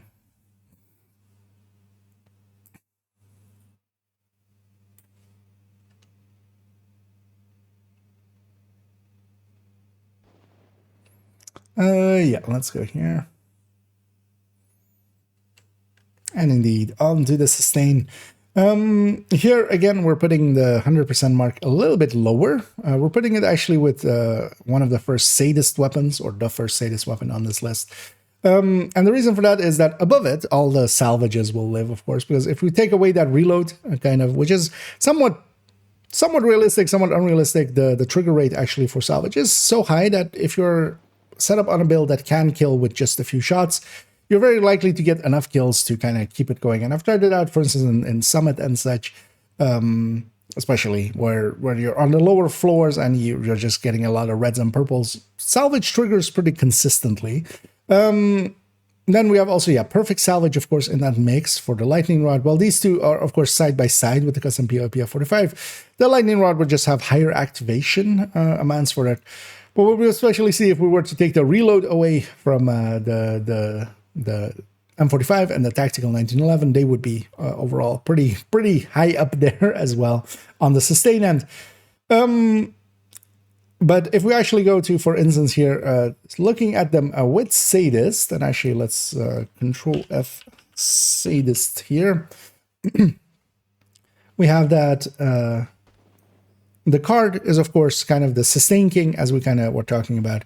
But of course, still pretty high up there on the burst. Really what we see is only the M45A1 and the 1911 kind of beat it on burst as well. And that's kind of the really the reason why I kind of pick between those two. It's between the M45 and the TAC 1911 versus the Card 45. If you're kind of maining the pistol as the main killing tool, and then as well not doing it in a headhunter fashion, which is a lot of caveats altogether. But that's what we're doing kind of here, where you're kind of using them in a shooty build. And that's why I basically have both on that build at the ready. Sometimes I feel the card, especially with its reload, is a little bit more relaxed. But then the M45, especially with its higher burst, kind of feels, it kills. It does feel actually as well as that it kills faster when you're actually using it. It is usually, I say, around 2% difference is something that you can feel if you're actually familiar with the build. More than 2% difference, you'll feel a difference generally. Anything under that is kind of, unless you're directly A/Bing them together or calculating it out, it's really hard to tell, at least for me, I feel. And then, we saw actually as well the first wave PF45, which we kind of saw be decent on the burst stand as well, kind of close to the Card 45. It's here then, but its sustain is substantially lower. And it doesn't actually have much benefits over that. One thing of note as well here is these aren't, of course, automatic still. Having a lower rate of fire can be very useful, but that's also here then the Card 45 and the M45 and the TAC 1911 are actually overall some of the more are the lower rate of fires, so we need to click overall less than we would need to, for instance, with some of the other weapons. Although the difference between them is not big, because 310 to 380 here is not a big jump, not as high as going from 600 to 900 or going from the 275 of a Mark 17 to like a 420 of an ACR SS or such in the past. Very much doable getting this out, because this is just, you can just divide it by 60 basically, and just by itself as well, 600 RPM is 10 rounds per second. So 310 will be basically 5 and a tiny bit, 5 and 1/6 of rounds per second. So 5 clicks basically a second to get it out. The 370 would be 6 and 1/6 basically. So none of these are really that hard to get the click number for them. But I feel the 310 of the M45 and the TAC 1911 and the Card 45 actually does help them and also makes them somewhat the better choices overall. We don't see actually that many surprises, especially as well as we're kind of talking about the 93R being very low on the sustain. What we have as well is actually, this is the reason why we don't really pick any of the, what generally would be considered more the headhunting weapons. So we have the D-Ceroses here, both the versions, the D50, the 586, the 686, even the Harvest. While they can kind of compete on burst end, as we kind of saw, they have usually small mags. You quite often hit the reload basically, even if their RPMs are actually even lower and would, be more comfortable that way. That does actually not save them that much on the sustain end, and this is really what falls away for them, because their drop off towards sustain is much more succinct, and they just drop in damage pretty quickly. And in the way that we're kind of using it as continuously shooting, that wouldn't be our go-to here. Then talent-wise, we kind of have the same setup, although of course salvages kind of go all the way to the top, as we kind of saw. Not much of a surprise, of course, if we just remove the reload out of the pistols, they do much better. But of course, getting, for instance, a few kills, or you need just one, but it is of course a chance activation. Do get that reload more so with some of these weapons might be actually easier to do than having just 6 shot with the D-Ceros. So it's less realistic, for instance, for those. Although of course they do much more damage per shot. So situationally very usable, but generally, I do lean more towards the damages, of course. Killer being so high up on both burst and sustain kind of makes it, for me, yeah, a very easy pick to go with that. Sustain wise as well, we don't have any other talents like Pummel or something that also have like a damage component plus a reload component, or a reload reduction, as we would have with fast hands. We're not really going for those kind of things. All of the max sizes here are way too small for fast hands, for instance. The optimists are pretty low, the close and personals. The rangers here, of course, at the ranges that we're kind of using them, won't work out. So it's mostly as well, it's kind of where we don't have the full spectrum of talents to kind of pick from, because a lot of it is just not gonna compete well enough or actually be kind of that useful here.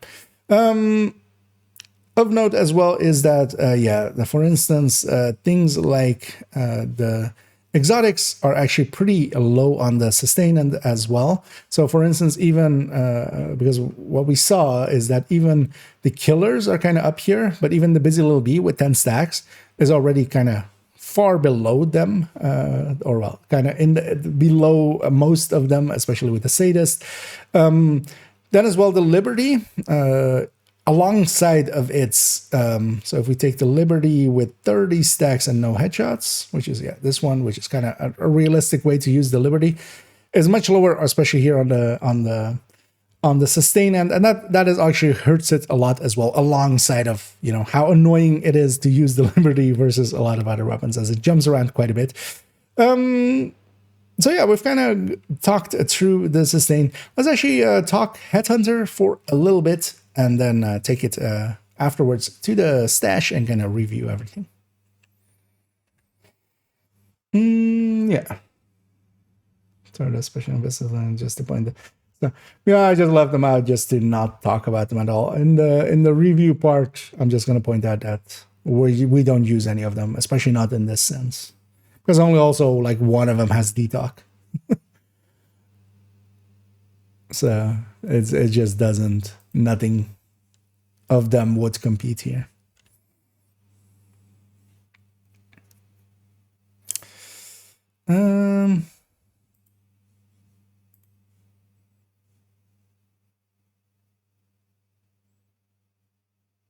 Yeah, let's go to here.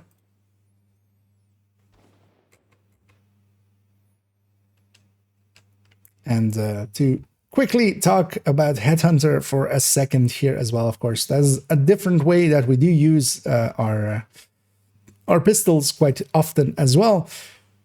That's basically completely based on the base amount, and then somewhat, for instance, as we saw with the shotguns, sometimes mod slots can matter. For instance, the M870 does beat the SPAS kind of because it does have more mod slots than it, allowing for a little bit more headshots, so actually that they kind of catch up to each other. Although their difference as well on base is pretty small. Here, the Harvest is the clear winner by quite a bit. It is, they've changed it with the PTSs. It went from being a 20% damage buff and 18% rate of fire reduction. It went actually in the PTSs to 10% on the damage side, and then 9% on the RPM side. And that made it a lot more balanced than, although, well, it's not, because the 686 and the 586 is already the second place, the Harvest being that much higher than it. This is basically the go-to. This, of course, is just farmable only in the from the loot hoarder during seasonal events, basically, as we have, for instance, now still the Christmas one kind of going on. Hopefully they'll add a few, because we have summer, we have kind of one in autumn, kind of. It would be nice to have one in spring as well. Then at least every few months, people that kind of want to get the Harvest can kind of get it, because it's definitely the go-to for pistol determined if we're going that route. And then on the other end, we kind of have the Regulus, which has an even higher base than it by quite a bit, actually. But the Harvest, of course, we can free talent But the Regulus then also has head explosion. So it's kind of the go-to between them. It kind of depends what you're kind of doing with it, especially Determined, of course, being very popular. Harvest kind of goes with that. If you can't have the Harvest, a 5.86 or a 6.86, they're basically the same weapon. They're the variants of each other. The 6.86 handles a little bit better, having a tiny bit more stability on its stat block, but it's only really noticeable if you're ABing them. So it's not a big difference. Then we kind of have the D-Soroses, but they're already dropping off so much that you wouldn't really consider them. The D50, of course, used to be the old king of that. It very much isn't anymore. One thing of note as well, especially a lot of those mods, the 30% handling mods and such, a lot of the pistols can't actually take those. So they don't actually affect them here. So for instance, one thing that could be maybe a thing is that we could put a much bigger weapon handling mod on, for instance, one thing than another, or a stability mod or accuracy mod. The 5.86s and 6.86 have the scope, which we can get some weapon handling off of.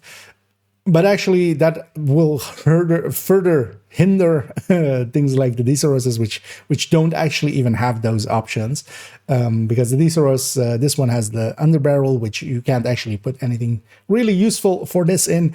The D50 has the same scope, but yeah, it has much worse numbers now. And one of the things actually that I quite enjoy and has made pistol headhunting a lot more as well. Well, the Determined one.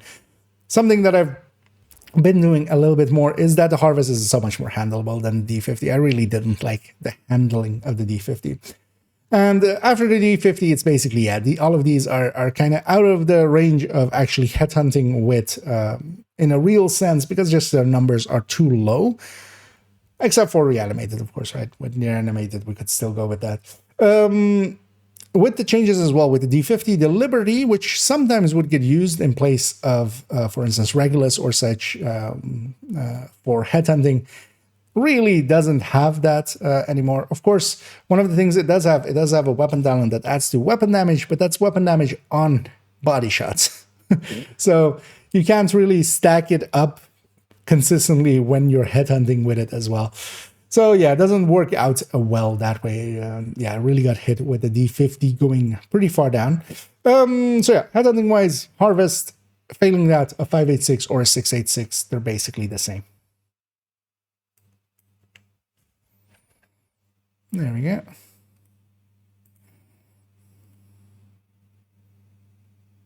Yeah, I don't like that last sentence I used there. Because they're basically the same is meant for the between the 5.86 and the 6.86. Yeah, it's fine, right? I'm not gonna redo that whole control point nearby. Yeah, let's put this gal back to just normal clothing. Let's actually go back here for a second. Wait, yeah, let's swap accounts, because I need to be on account 2 to do the pistol review kind of thing.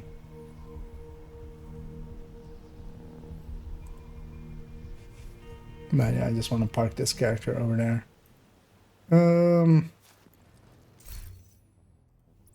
I think I was going away for a second.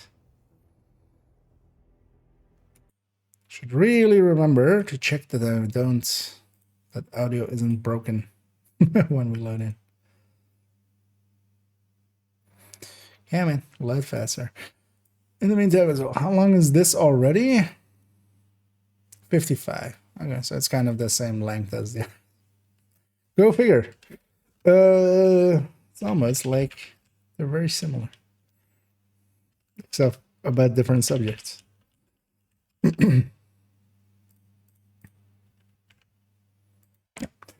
Because yeah, I keep all my pistols on second account. We'll move them over there. Just main account stash just did not have the space to have the pistols be over there as well. That didn't work out. So we're slowly moving them to second account. Oh well, we're farming it on second account. Although I didn't have a full set to begin with on main account. I just had like the more usable ones. Because also with Project Resolve, they didn't even touch pistols anyway. Did that break a little bit?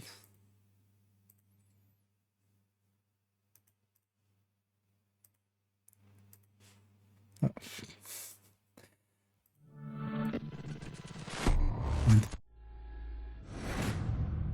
I want to go there. There we go.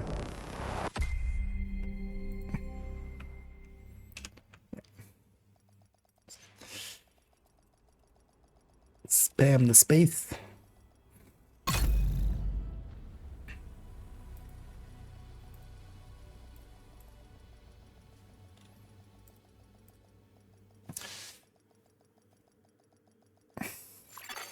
Priority objective available, Agent.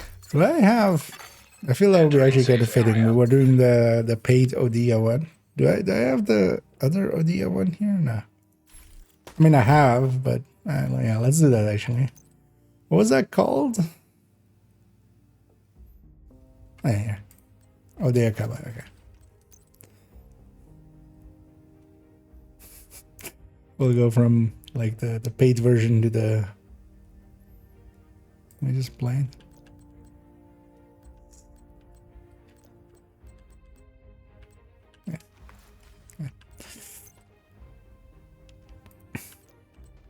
From main accounts, paid version to second accounts, shitty version.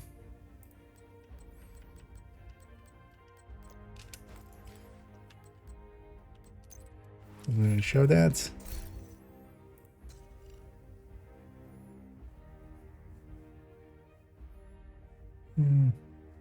She did have sunglasses as well, didn't I? No, yeah. You know, let's save this as a loadout here.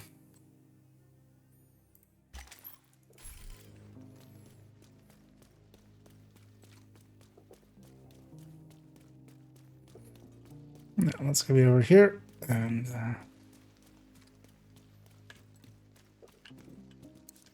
also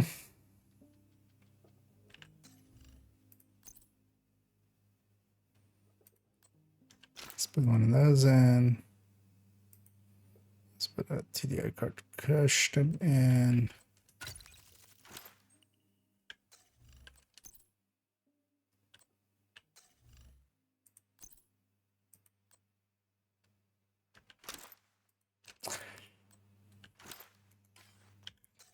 Don't have a Regulus here, of course. Well, fuck.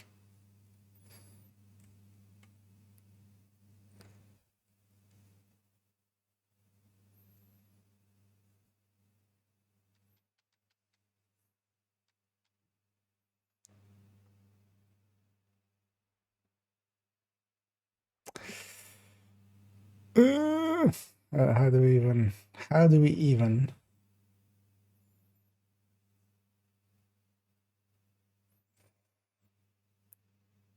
Because I'll go back to main accounts quickly and just do the exotics and then come over here. Yeah. Let's do it that way. Because I was like, okay, we'll do it after, but yeah, now let's do this first, because otherwise I'm gonna confuse the hell out of myself. And what we were already talking about. Whoopsie. So we're gonna double swap. Go back there, talk about the exotics, and then come to this again for the other ones.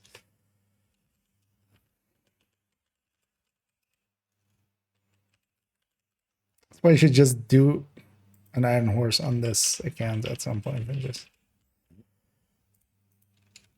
get them a Regulus.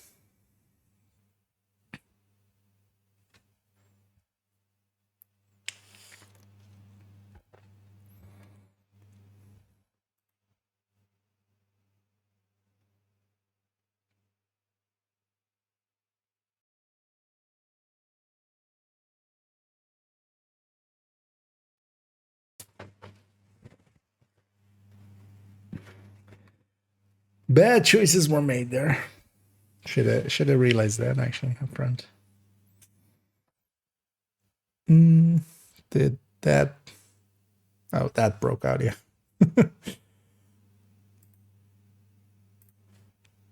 As I turn into one of those, like old kung fu movies. Mr. Kina, you have joined the wrong side. Prepare for revenge.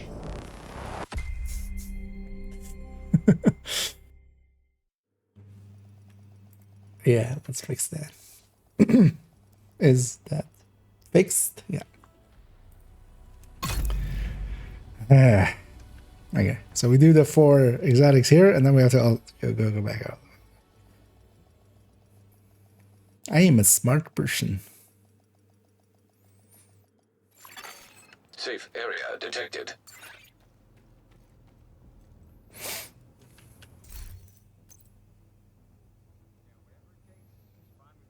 Yeah.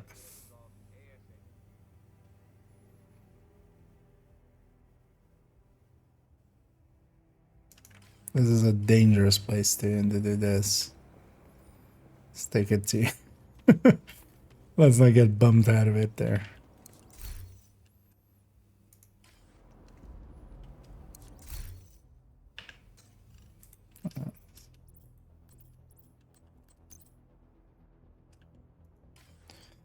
I can go into... Oh yeah, we can mod here first. Wait, do I have a way of going into the void like this? I mean, depends on how far I can... Oh, actually, if I can do that.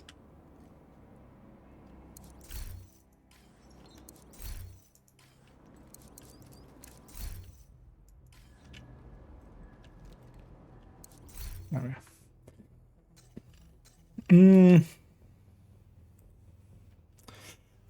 Yeah, let me get you up here for a second.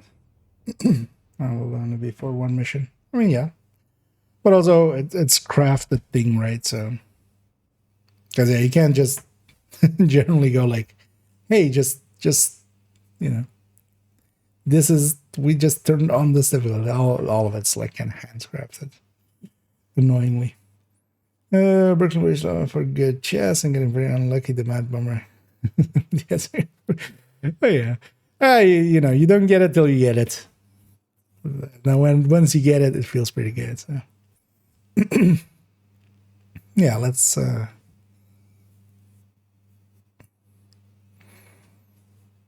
let's see this part. And yeah, we come to the part where we go into basically reviewing everything that we kind of learned, or at least may have learned from those lists. We're going to start here with the exotics, and then we're going to swap accounts and go to my second account where I actually keep all of the high-end weapons. As with all of the other weapons, I have one of each variant basically of a weapon, just to be able to always check how they kind of differ, if any, because sometimes it's weird things creep in between two weapons that should be the same and sometimes aren't, or are different in other ways. Here, let's start with the Busy Little Bee. As we kind of saw the Busy Little Bee, especially if we're using this, we'll be using it for the talent, of course. On its just base damages and such, it isn't that usable.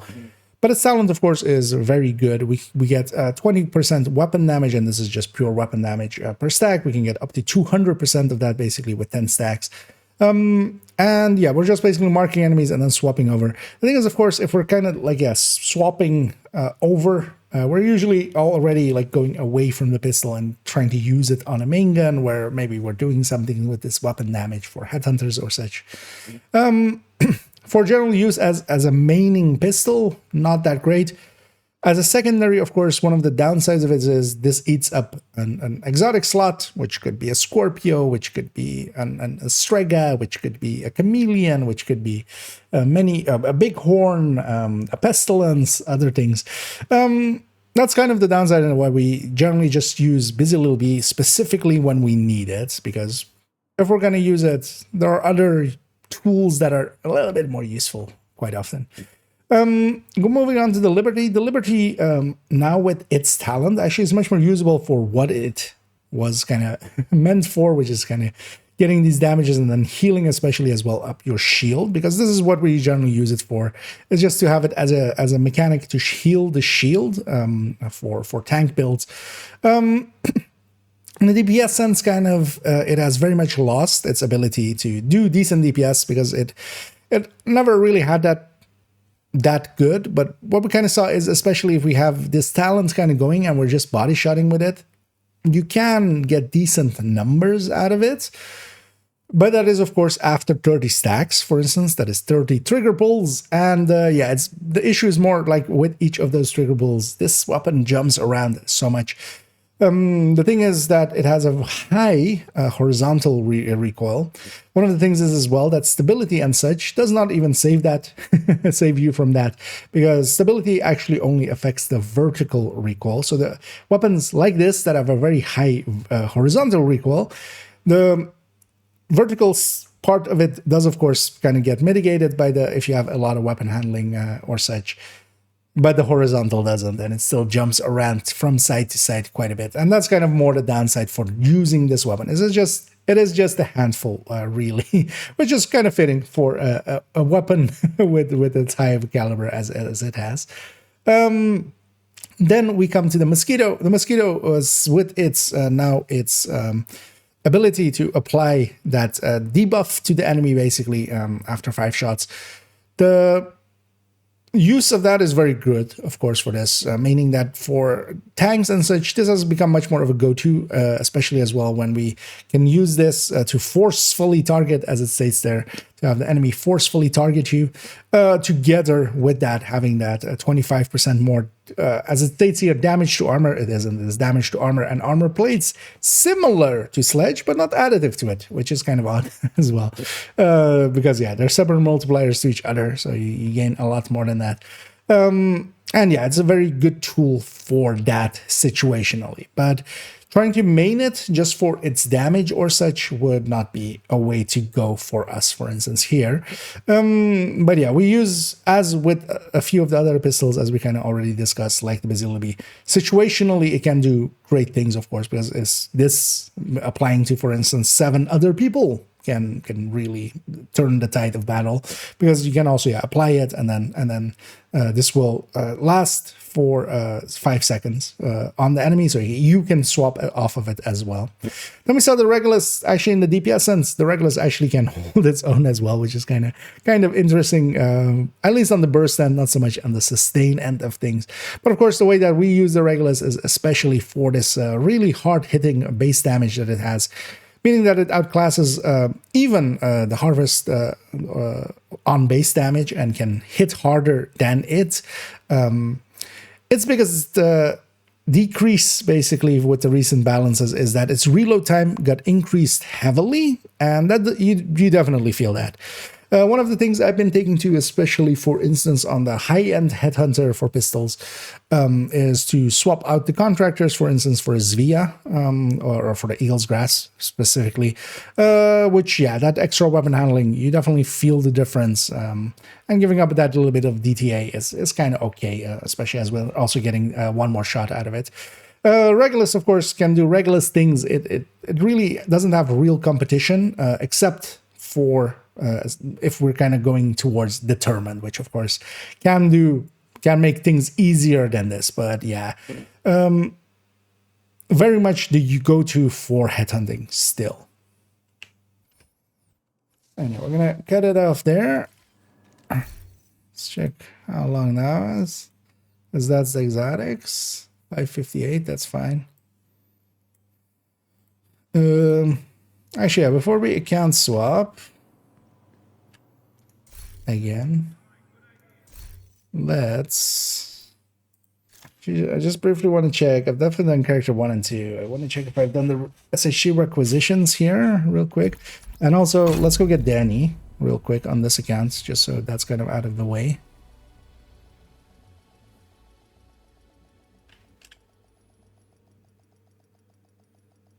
And for that, let's just quickly check if we did the SHG requisition here and there. Entering safe area. Right, so this one's done. Character 4 briefly as well. And then what character 4 we'll go for. going and checking Cassie and Danny both real quick.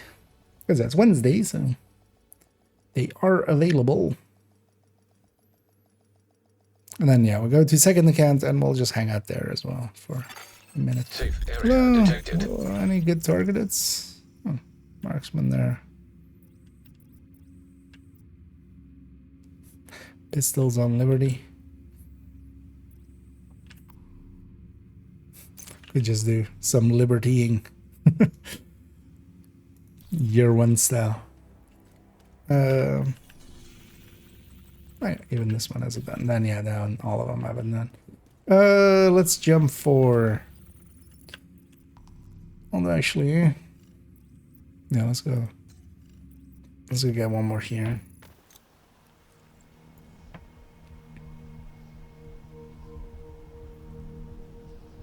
I thought this character that wouldn't even work.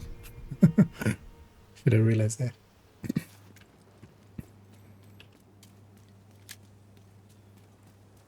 Because if you don't know how the snitch works, he has a bunch of places he can spawn whenever you get close to it. If he isn't on cooldown, because if you're just running around in the open world, you might just put him on cooldown somewhere. If he isn't on cooldown yet, then he basically has a chance to spawn. And a bunch of places are very consistent, especially during the day. Which is one is here, one is with Air and Space, and you just run, or another space, American History, and you just run a little bit south, and then as well the classified there. I like especially this one, just to not so much on this character, but on other characters to stack up bounties here, because it's kind of hard to get bounties here. Anyway, that's Danny, and Cassie is in the shitty spot, which will likely baguette. Let's go get Danny first. Then that's out of the way as well. So yeah, let's go here for a little bit. Just chat up on screen. Let me send there. And yeah, that master difficulty. It's going to be interesting as well what that master difficulty will mean. Because we're kind of talking about it as if it might be mechanics and stuff. Which would be interesting if it's more incursion-like than that it is just a mission or something.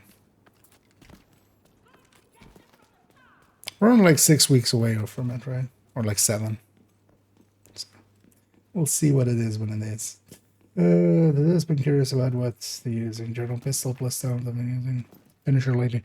Yeah, although the discussion there, well, we'll kind of in the conclusion talk about other things. It's much more about actually using. Oh, we have 2 exotic caches, 2 optimization caches as well. We'll take this, but you're kind of using the weapon or the pistol as the main, kind of like in a true DPS sense. Because outside of that, yeah, it's very much. Some of the exotics can like mosquito and Visible B can be useful, but generally you just go TDI card custom and then you either go sledge or like for a red build you either go sledge or you go finisher. And then if you're going finisher, you might consider orbit as well, just for perfect finisher. But actually as well, how much fire was that's actually maybe handy if I remember that.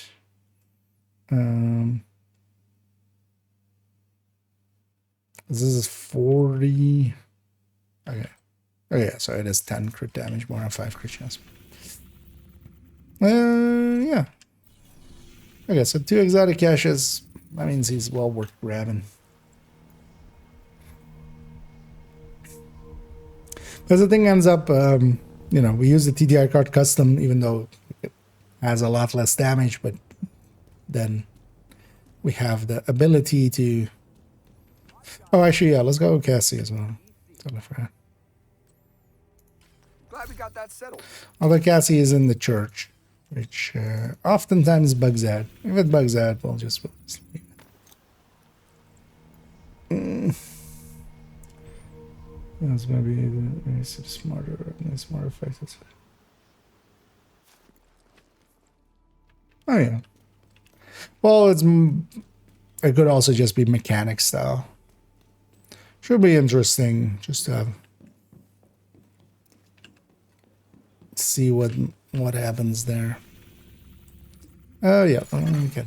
Hostile control point nearby. We do have 5 directed. So.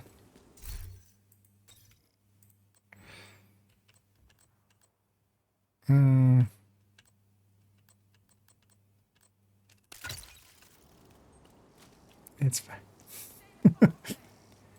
Then let's at least grab something that can 5 directive.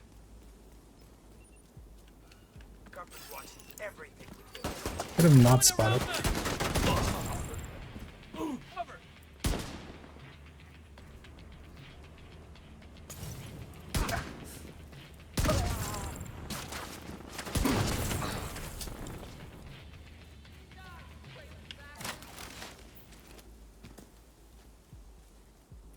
Three-man patrol? That's weird. Leave me alone. Just trying to get too gassy.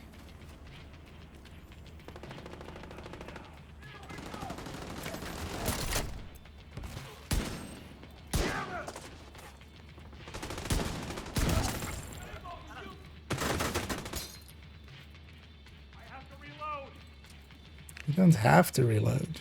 You just fall over it. Wait, where did... Jammer on the Oh, way. you're there. KIA here. You're lost.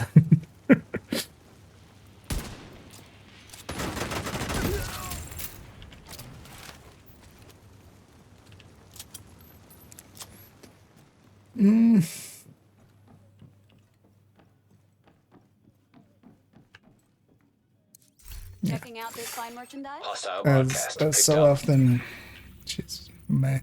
We'll go to our. Let's swap accounts because we'll go get Danny as well on second account. So, but yeah, let's go finish off the video first as well. And do the review on the high ends.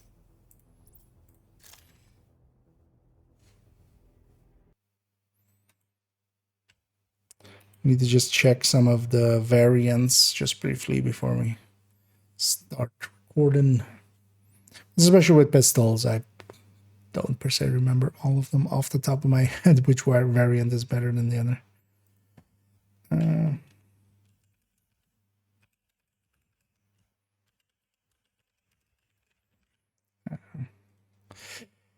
Lag in the second account.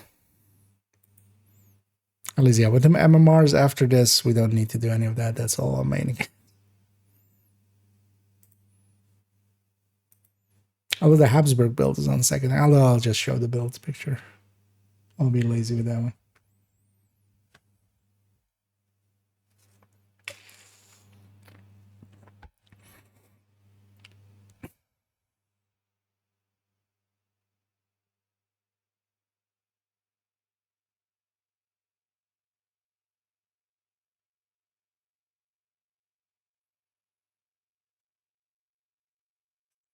Come on.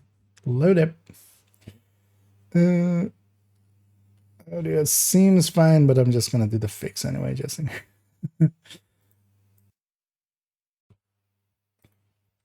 rather have it be guaranteed good. Yeah, let's load up on this character. Go to the stash. Check just briefly some of the variants.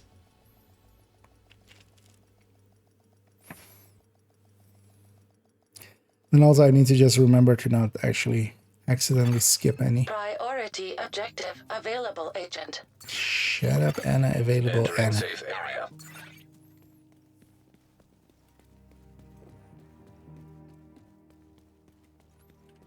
We have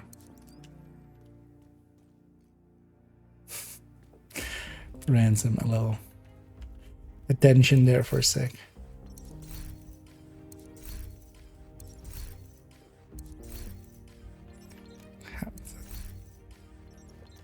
Come on. Go into the void.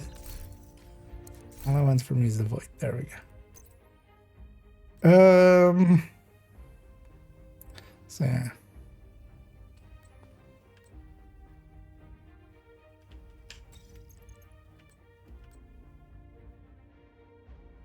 Actually, let's compare that, right?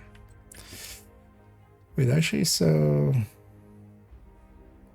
Wait, where's the...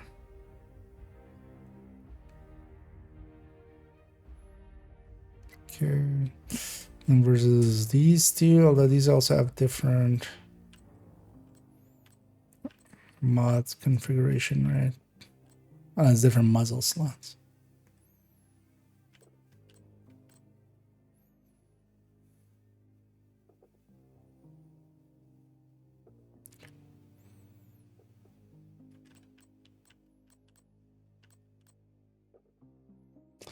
And then X45 versus the other. Wait, so which weapons are actually it's the X45s?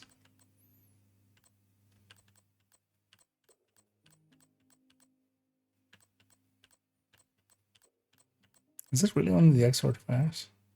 Oh, I thought there was. I thought the PFs also had it, but no. Eh. But yeah, so this X45.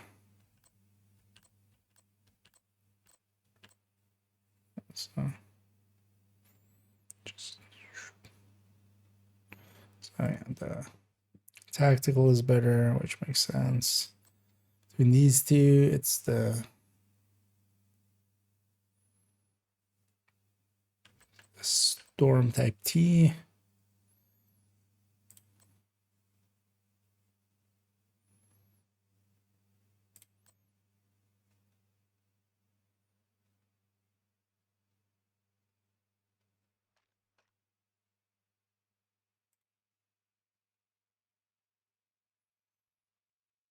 Also between these two was that one, right? The tactical and the PFs.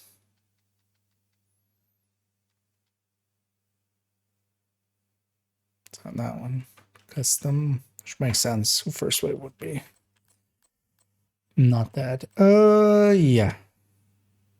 Oh, orbit in here? I do. And yeah, I put a harvest in here, and I put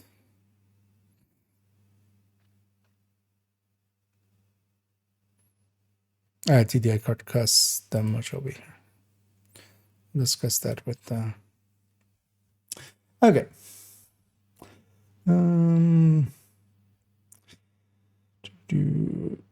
Does the Hallman affect Pesty Tick only if it's on health?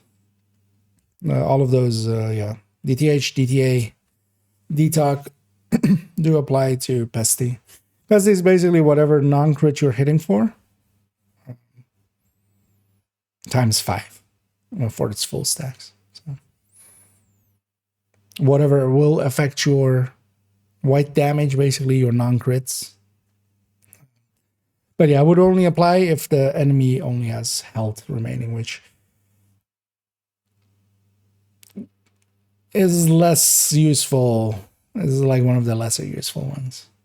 Like DTOC is still kind of, because even though the LMG itself suppresses, like quite often your pesty ticks just hit other things by themselves. I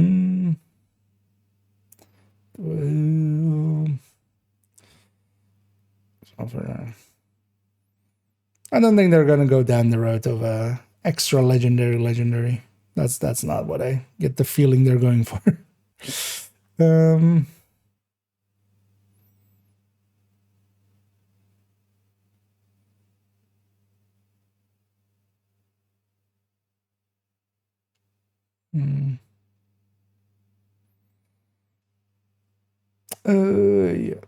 Okay, check on everything. Yeah, so we're caught up.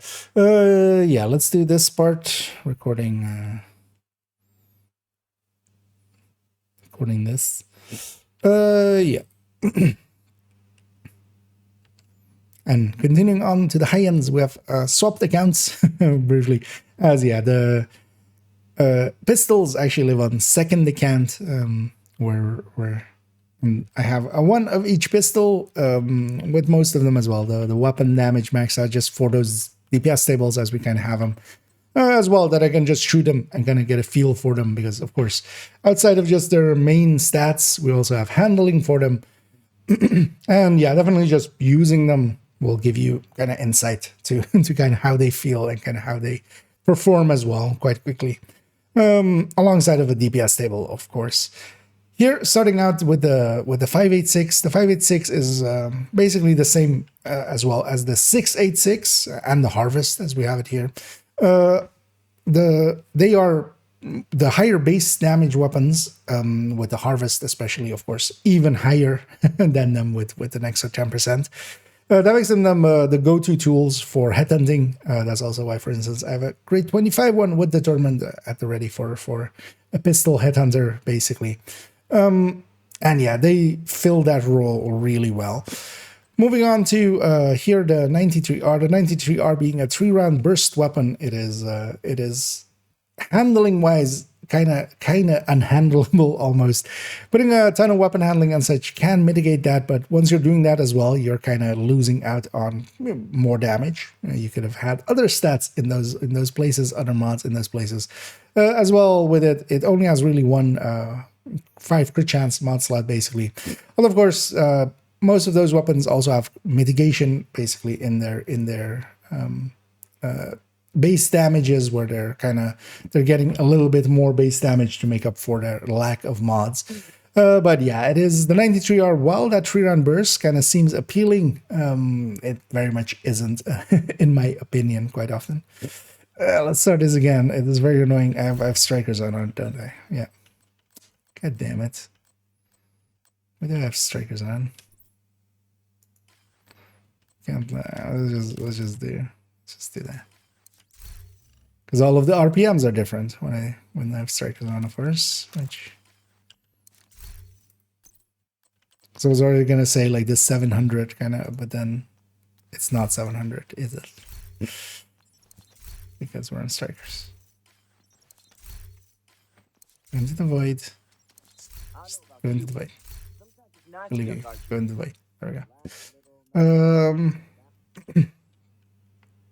Now let's try again. And we go to second account to look at the pistols. That's where I keep my pistol collection, although I'm basically rebuilding it over there. Main account got a little bit too full, so I was like, let's move the pistols at least over here so that the stash on main account doesn't also have to have all of these in it. And of course, I need one of each basically for usage with the burst and sustain tables, just to make sure that we have the right stats and such. Starting out here with the 586. The 586, of course, is kind of the same as the 686 base stat-wise. The 686 actually handles a tiny bit better. It pulls up just a little bit less, but they're both really handleable. The 586, of course, has the Orbit as it's named. The 686 has the Harvest as it's named. All of them as well are pretty good headhunters, very much especially the Harvest, of course, with a higher base than the 686 by 10%, making it that, this is why there's a grade 25 one with Determined. It's usually also not by stash, it's actually on a build. Very usable for that role. That's really the role that they fulfill. But then as well, we should always consider, for instance, here, Perfect Finisher, having that being on the Orbit. Especially with a hard-hitting weapon, we can kind of just pull it out. If an enemy is weakened, likely kill it off with just one shot and then swap back. 10% more on the crit damage end and 5 crit chance more here. The 5 crit chance, you generally won't really benefit from it because you would have to be at 25 crit chance to get the full benefit out of this. You wouldn't really set up any build that way unless it's for a very specific situation, but for general use, it just won't work out. But just 10% more crit damage is already a worthwhile thing, of course. And Finisher is one of those tools that, especially if you're kind of using it as on a red build, basically on an AR build, on whatever build, and you're just using the pistol slot to kind of get a little bit more damage out or such, Finisher is a very good way to go. Although, we'll see the other choice in a little bit as well for red builds. If we then go on to the 93R, the 93R is the 3-round burster here. It is unique in that way where each press of the mouse, it actually fires 3 rounds, making it actually that, it is kind of like the M16A2 that we have in the game. It is just as unhandleable as that. As yeah, the second and third shot quite often are kind of hard to keep on target, just because you're not per se controlling the fire rate. It does need some training for you to kind of get it to actually land all 3 shots on target. It being a little bit unhandleable like that makes it kind of unusable in my opinion. Moving on to the custom PF45 here, together with actually the first wave PF45. Even though the first wave PF45 actually has different mod slots, they're very similar. This one has only 10 crit chance. The custom PF45 has all of the crit chance slots, so we can put 20 crit chance on it. But the first wave actually has enough mitigation, has enough extra base that, yeah, it does actually compete with that one. But neither of them are really good picks just because there are better picks above them, especially the tactical 1911 M45 combination and as well the Cart 45. Moving on to the D50s. The D50s used to be the Headhunters as well, so I have a grade 12 here with Determined on it.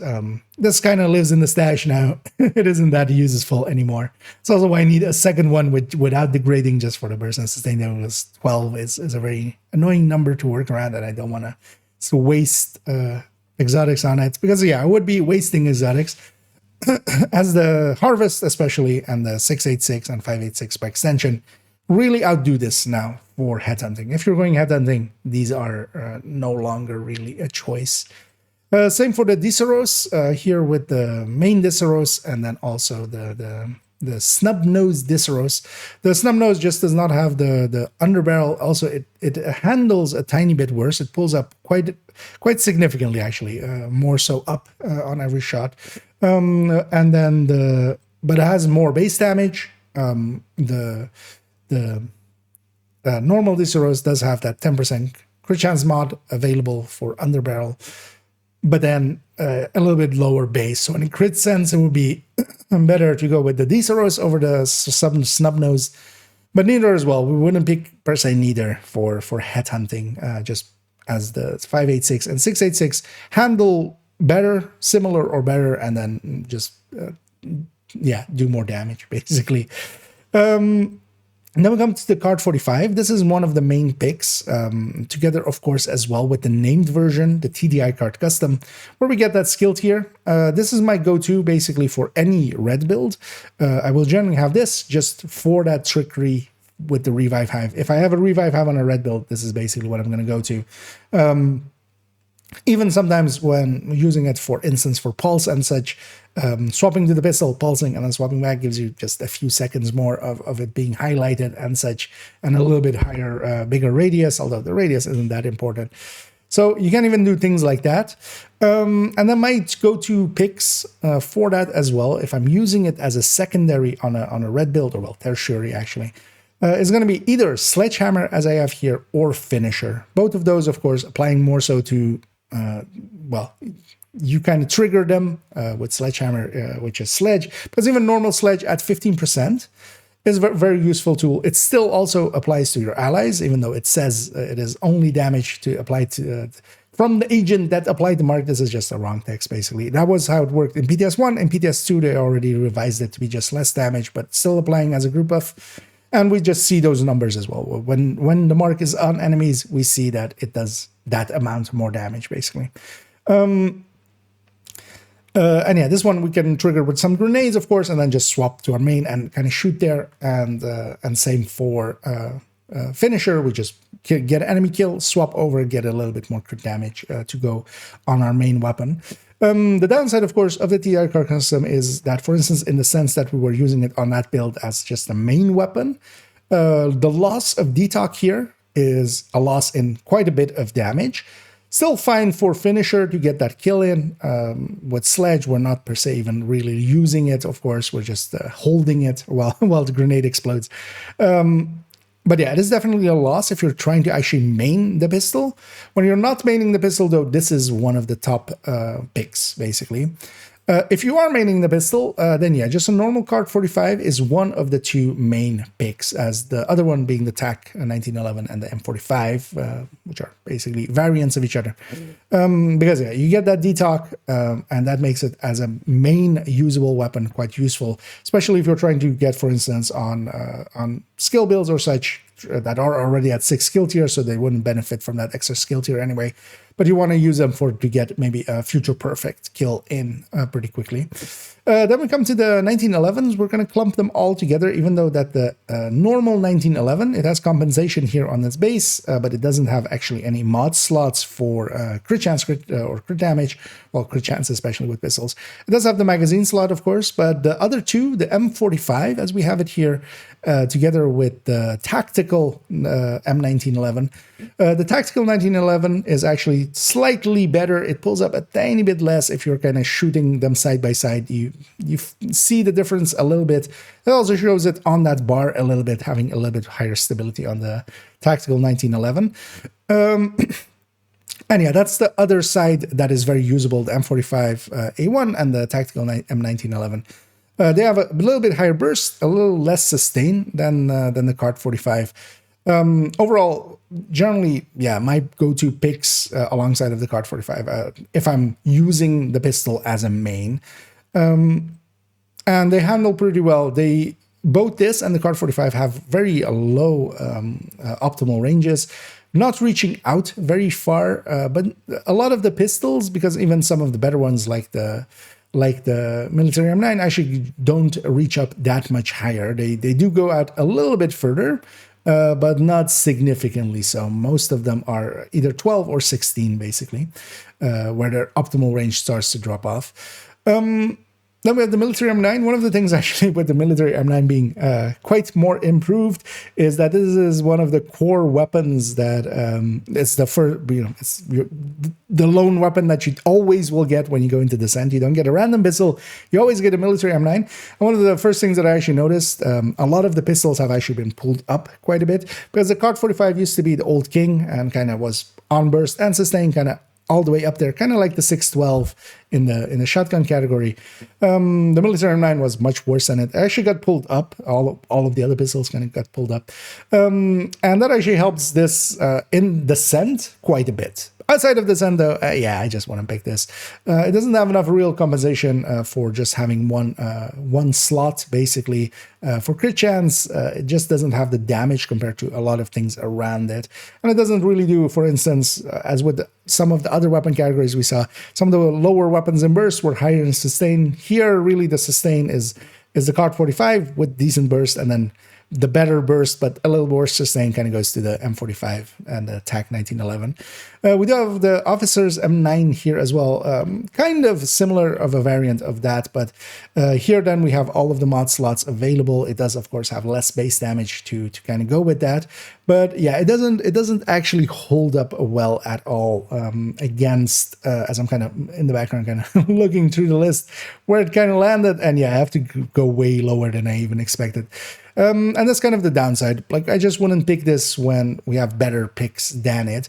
It does handle pretty well. That must be said. It has a little bit better optimal than for instance, a card would.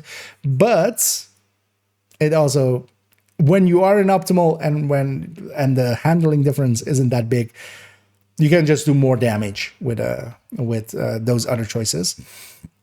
Then we come to the PX4 Storm Type F and the PX4 Storm Type T. If you're wondering actually what the difference between those two is actually that they are actually different calibers. If we kind of look at the muzzle slot here, this is a 45, this is a 9mm on the muzzle. But yeah, they don't really, they don't have different damages or such. Their damage is the same if their bar was optimized, but their base is the same. They are basically overall the same weapon, but then yeah, one of them has they take a different muzzle.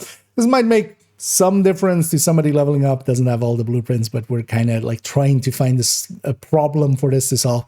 Neither of them is really worth using. They're pretty low down the list on burst and sustain, and yeah, they don't really have anything going for them. then we come to one of the last high-ends here, and one of the ones that actually does have a quirk and a soul quirk here, where some of the ARs have the same kind of drop-off range, where they, at the range that they drop off, instead of dropping off like the white line is doing here, which is from a card 45 that is actually equipped on the character, this drops off to 100. So technically, the X45s, what they have going for them is if you're using them on longer range, they do have a drop-off that is going to reach out better, because especially if we're kind of shooting in this 30-meter range, they will outdo any other weapon just because of their drop-off being better. Is that actually a thing that we kind of want to go for? For me personally, not really. Especially in the build that we kind of are using as the comparison point here of being a tech tank. I'm going to push up into that 12 meters and kind of be in that 12 meters because I want to be there, and also that will help me get more headshots in, kind of bully the enemy as well to kind of make them not just sit down and maybe deploy their skills and such. They will try to just fight me, which is a very important tactic to kind of use along the way. But if the TDI card, for instance, or such didn't exist, we could actually choose this, especially now as well with, for instance, if we're trying to just get by the teeth trigger from the modifiers of this season, and then just get a decent amount of damage out of a pistol to maybe get an initial pistol kill for Pistolero or such. But honestly, we're now again kind of going into the weeds to try to find a solution for a problem of these weapons maybe not, competing that well. Because overall, yeah, we can kind of be brief, as we kind of discussed. For Headhunter, it is very much that we go with the Harvest. Otherwise, if the Harvest isn't available at the time and you don't have one, either go with a Police 686 or a 586. Both are very competent tools for that as well. Of course, Regulus kind of fits in that segment as well. Then we have that most red builds, you kind of just want to go with a TDI card custom. That skill tier is very useful for shenaniganery. You don't per se aren't maining it, so the lack of damage there is felt, but isn't the game ender, of course, and we're getting benefits for that loss of damage. Sledgehammer, Finisher are both very good picks, where we can basically apply a damage or a bonus from the pistol basically over to our main weapons and kind of elevate them that way. And then actually, yeah, if we're trying to main the pistol as a DPS weapon, as just a shooty gun, I'm gonna go with the M45s, the TAC 1911s, the TAC 1911s, not the 1911, not the M1911, and together with that, with the card 45s as well, where they the M45 / TAC 1911 has a little bit better burst, but has worse sustain than the card 45. So we kind of have some choices there. And then, yeah, talent-wise, of course, Killer works really well for maining the weapon. And that has really been my go-to for if I'm maining the weapon. Just because of how powerful it is, of course. And then we'll cut it there. Should I actually, yeah, I should cut that together differently, but we'll see how that goes.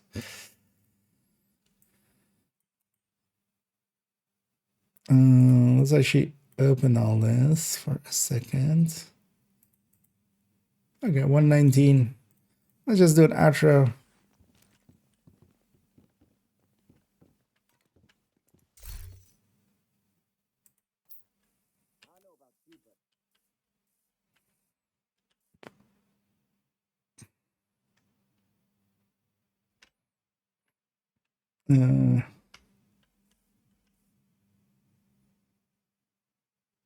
Yeah, let's go with that. Oh yeah, it would be nice if it was daytime, but it isn't. I'll just night for day, right?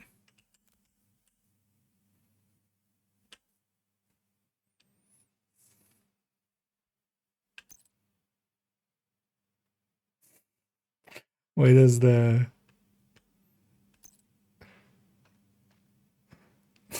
Never notice how off sync the binoculars are when they pull them out. It just like clips through the arm. Yeah, let's actually do.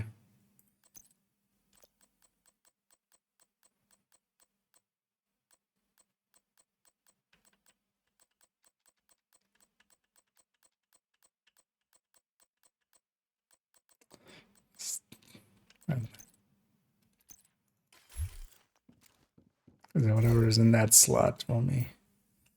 What plays here?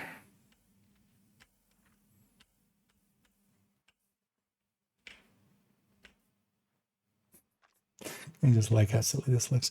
Yeah, let's go with this.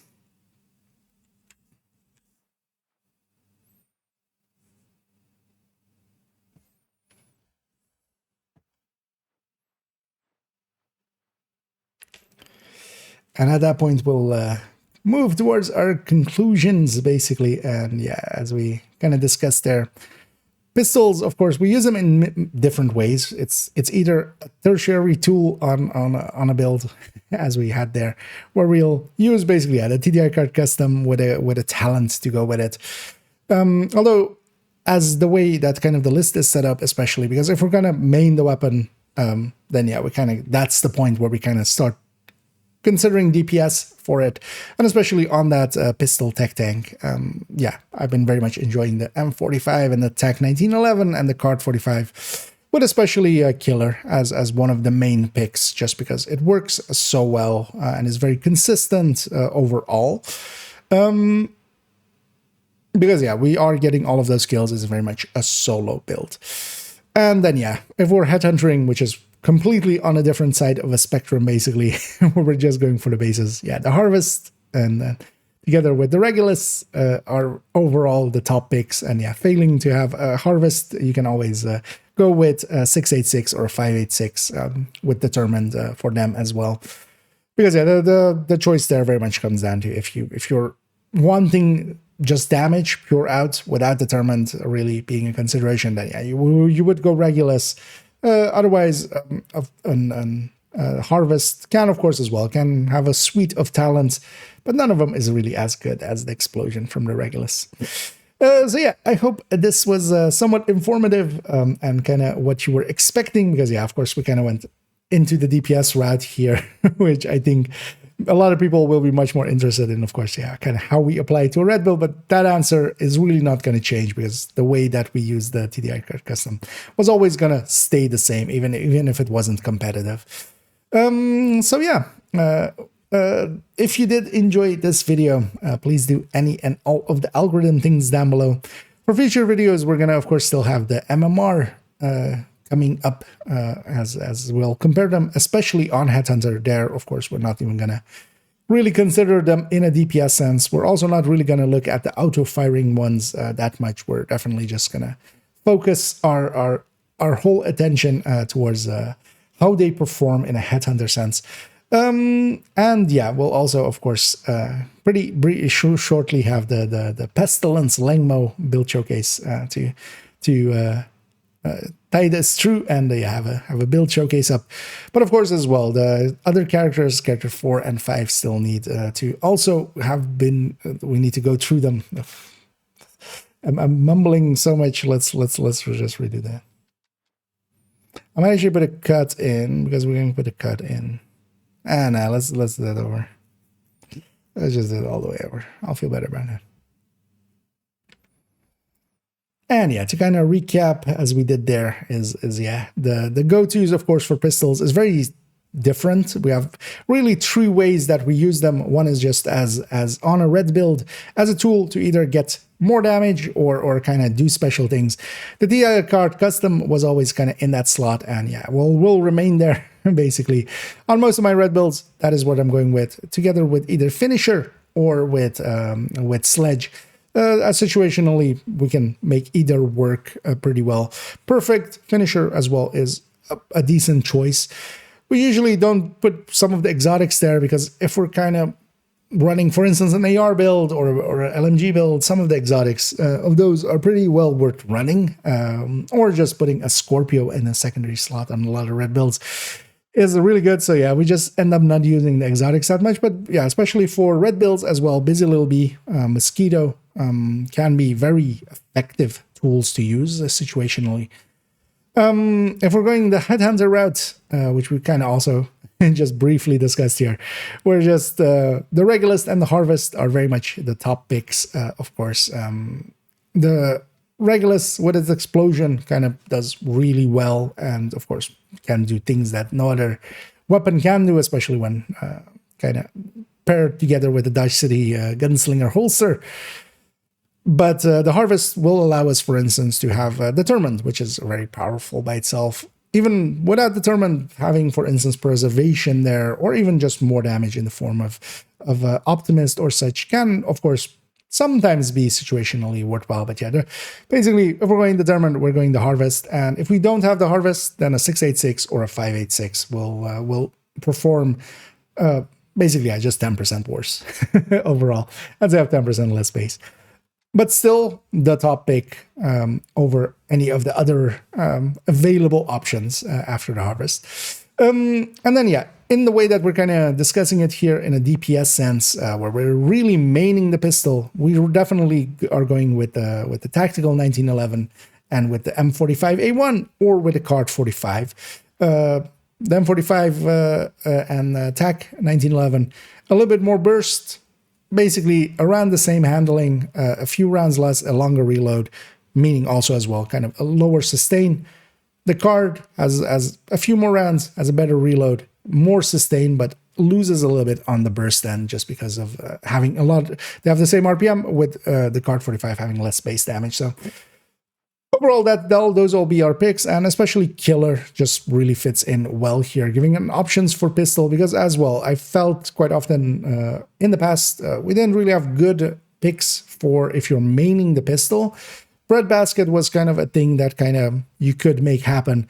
But now Killer being very potent, we can just slap that on there, and especially on a build where we're kind of going for crit chance, crit damage, it fits in really well. That has kind of revitalized as well my attention to kind of making just kind of shooty, not headhuntery pistol builds again. So yeah, that is kind of the conclusion we can kind of derive from all this. If you did enjoy this video, please do any and all of the algorithm things down below, as that is always very much appreciated. For our future videos, we still have MMRs to do. With the MMRs, we're definitely just going to stick with especially the bolt action ones and kind of talk about headhunting completely there, because that's really the way that we use those. While with pistols, yeah, we can go several routes as we kind of discussed there. So that will be upcoming together with character 4 and 5 with their build collection updates, and of course as well the Lengmo Pestilence build showcase will actually likely follow this up not too long in the future, as yeah we've been teasing it for quite a while. So yeah, let's get that one in there. So yeah, I hope you join me for those, and as always, have a good night. That was the wrong cadence on have a good night, but I'm not gonna redo it just for that. It was a little bit too fast. Anyway, that was for those watching live. And that was for the video. That was the pistol video kind of done there. I'm just putting all of the last files into the folder, because we're also just gonna leave that there. And I was running the 511 there. Towards the end there. Build yesterday in the summit, or you think so? Yeah, that's also the build that is basically the like what everything here is kind of based on. That's also why I made that build. Kind of. I mean, that guy is. We're just reading the manual for him. And yeah, let's actually Facility detected. Combat simulation program Yeah. active. Do I swap back to main account and do that? Nah. Let's just stick on this account. Let's actually get our SHE requisition real quick. Later on, tomorrow actually, I'll stitch the that video all the way together. Let's on this account. Let's first go get Danny, get our 2 exotics, and then actually I'm gonna go do a weekly. I feel that'll be a good use of our time, and as well getting this account out of the way for the rest of the week. Yeah, no. Good times definitely no longer usual. Actually, let's load this for a second. Let's put our chest back to obliterate. Red glass there for Hollywood.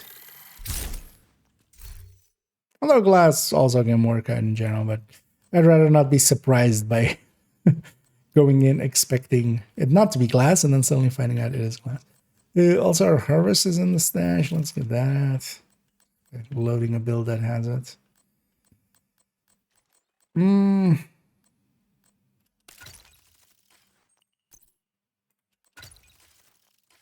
let's just load up OD. What is actually the daily today? Invaded Stronghold. Isn't the Invaded Stronghold Manning? Yeah, so no thank you. But thinking would title would count as well, right? Also, title is a long one. I don't want to do any really long ones. We'll do DCD and we'll do some other stuff. Although title would also count for this stronghold. You know what? If it's a good target, it's Palisade isn't really bad. It's better than no. Gloves here is much better.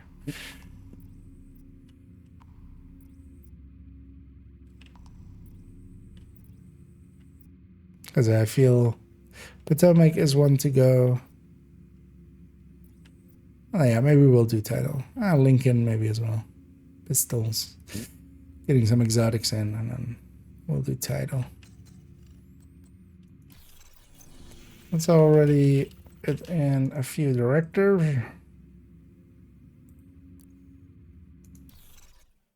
We'll just go all the way 5.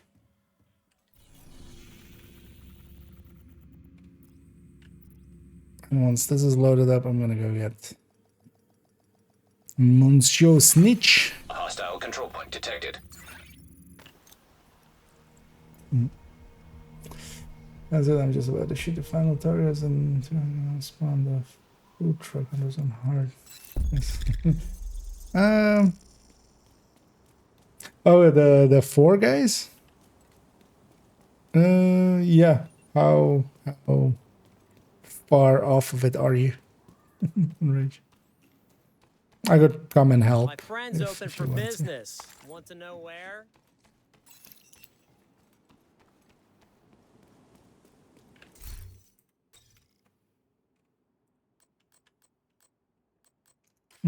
Let's just go for a second here, man.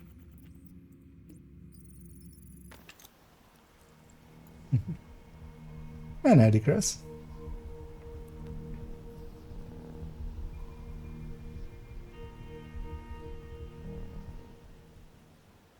No more. I can come help. But just are you like at the points? But just basically send me an invite if you whenever you're ready. Because I can help. That fight is especially as well kind of handier. It's easier done with 4 people than it is solo.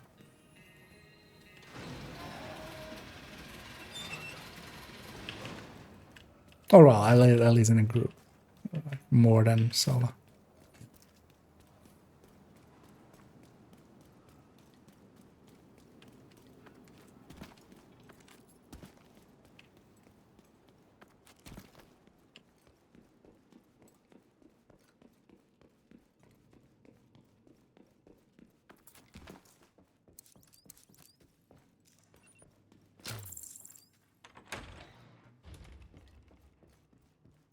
You got something for me? Just getting these quickly. Happy we could make a trade.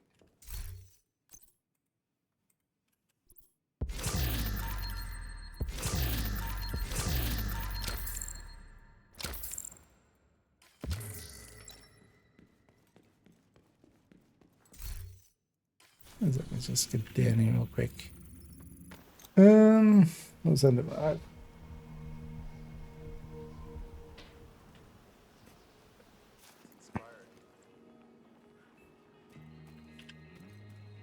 Come on over and take a look. I appreciate your business. Actually, do you have me on this account? One thing you can do as well is just slash invite. Because I have your setup. I've joined up on you already.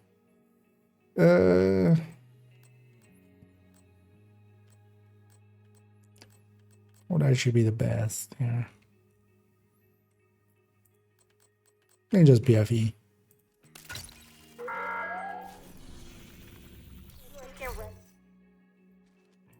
Yeah, I'll actually join up already. Let's see how far in you are. And I'll also invite crosses me. With hunters. Yeah. Can he help the hunters? I feel he'll be on their side. Friendly control point nearby. Actually, what I'm going to take here as well is don't need the revive hat, but I could use a shock trap. My cross is not loaded up, I think.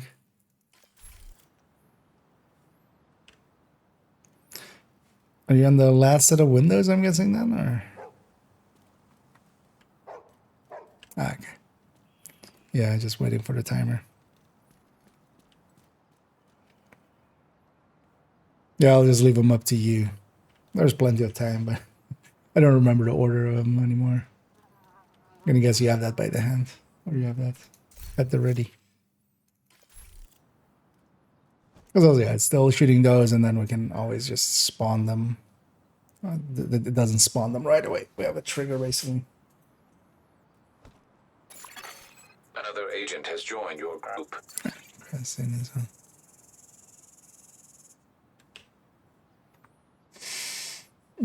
Today's one full day.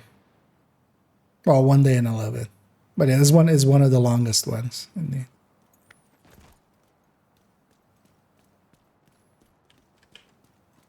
There's also one to just use a guide with.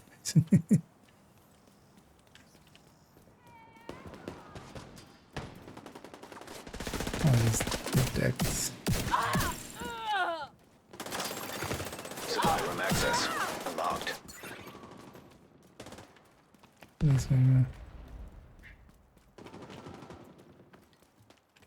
Jump up now. Look at this guy. Oh, you're tempting me.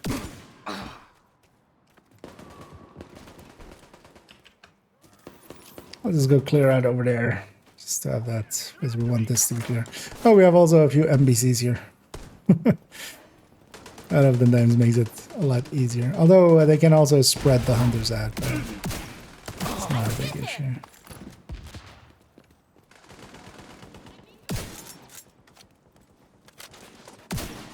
Let's clean these guys up.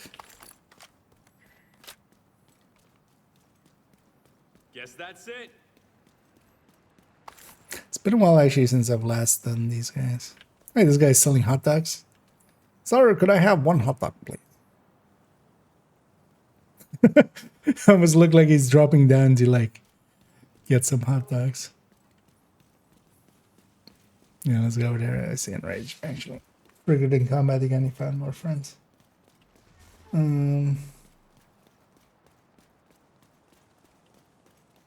That's all that. Yeah, there's one like I wouldn't even remember what the order of the windows is.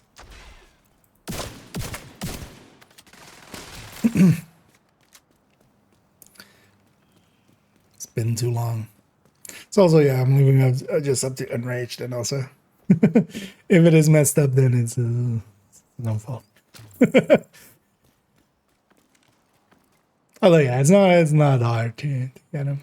I feel this part like usually is not anything that we fail at. Sometimes you have the hunters kind of running away. It's also, yeah, I've given up my revive. We have two other ones. I'm just gonna shock trap down there. It's gonna actually considering. No, let's stay just with this. So I'll do the tank business. Because like if we had one more player, Eclipse would be a good pick for them. And they could just put down a shock trap and a foam. Since for that's one of those things. It's well worth doing, getting it done once, just so you have also more so the DC ones especially, just so you have shield splinter available, you know, for instance, as well for level 30 and level 31 is there. Still kind of needed to do it on a country. I was kind of there considering, they maybe sub to a country and get these in right away. Okay.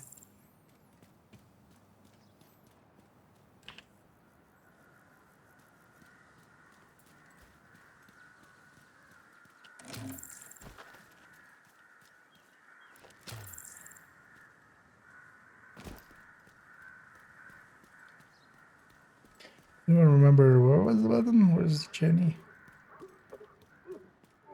That's this one, right? Yeah. I'll let let's maybe clear out what we have here first.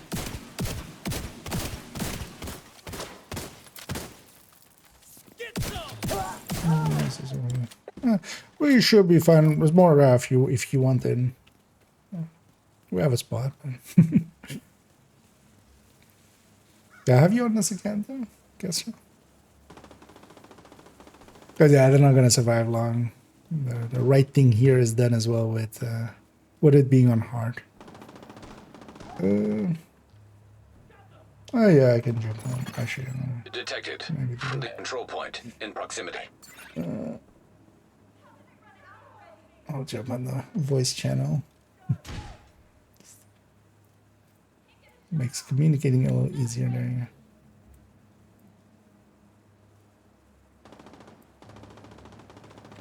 Yeah. I'm on the Discord channel. Oh, no. Hey there, Enrich. Oh, we got one more grenadier over here. Should give me. Oh, yeah. 1 second before starting it, that's all. Reset my shock traps. But yeah, let's clean that out as well. We also have a bunch of NPCs here. This actually always helps a lot as well. And for the distractions. Exactly. Although, well, no, like this one is just more annoying if you're soloing the getaway. That's kind of annoying. But yeah, ready. Franbot wants to join. Does Franbot have either of us on friends?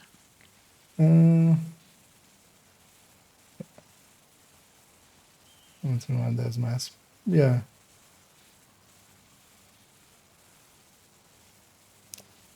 Actually, do I have you on my friends list for a month? Although maybe not on this one, right? But yeah, if you have your in-game name, we can just slash invite you. Or if you are you this one in-game? Also, yeah, just if you have your in-game name, then Enrage can slash invite you.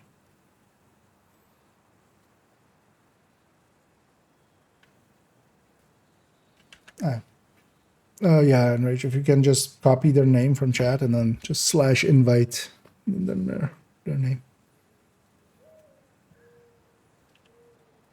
Try this. Another agent is now in your group. Nice. Oh, the shock trap's going to run out again. Yeah, I'm gonna recycle them. So I was going to chuck a foam grenade, and I've got Scorpio, and I've just got a striker build, really. I was just going to try and hail bullets on them. Yeah, I'll try to just run interference, basically. Awesome. Has everyone got a position? Yep. Ready? Let's see. Okay, ready to go. It's like this works and it's not anticlimactic.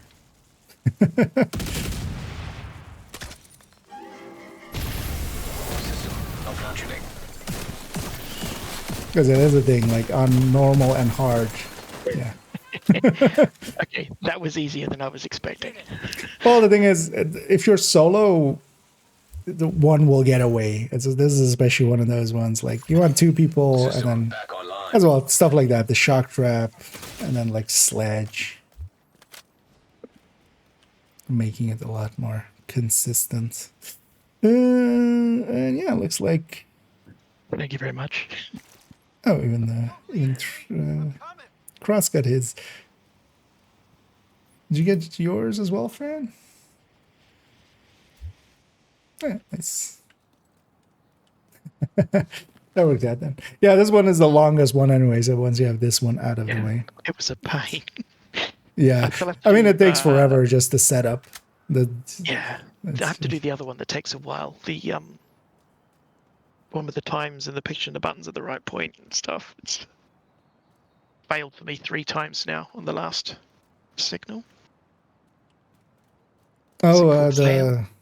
yeah. Neurotic. Yeah. Neurotic, the peer hunter. Yeah. Gonna go do that one next. Friendly control point nearby. Wish me luck. There's only one hunter that time, so they probably don't need help, but Yeah, if you're okay, we'll just go on. Go do something more interesting. Yeah. There's that one as well. I think you need to wait for like nighttime, right? Forever, yeah, indeed. It's like LLs away. But Awesome. Well, thank you very much, guys. Hope you got your masks. yeah, I think you need to help out the other two as well there, so worked out. But then yeah, I'll catch you around. And I'll drop there. And yeah, I'm gonna go do a weekly. Safe area. Thinking there as well, the right thing was done. Although, well, you could even do it on normal. You don't even need hard, but the difficulty, like doing it on heroic, is just a pain. Sometimes I've done it on heroic here and there, just to do it on heroic, but especially with the 4 hunters, it hurts. And then yeah, I'm gonna go get set up for a weekly. If anybody is interested in joining me for that, as well. Area entered. As we'll go with a few. You are now group leader. Another agent has joined your group. I guess that's correct. We're gonna go with getting title in, getting that being our stronghold, and then also that counting for daily and weekly. We get DCDN, which is the season pass project as well. So we basically just need one more mission. I feel we should just end it on title. This way we get everything else out of the way. Which means just doing 3 Black Tusk activities for this, then doing DCD, and then getting some of the... So when we go get those 3 Black Tusk activities.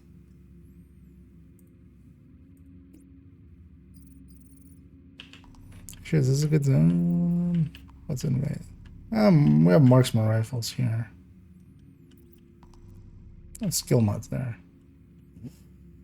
Yeah, let's maybe go more for marksman rifles. Could use a few parts still, but most of this is in Black Tusk.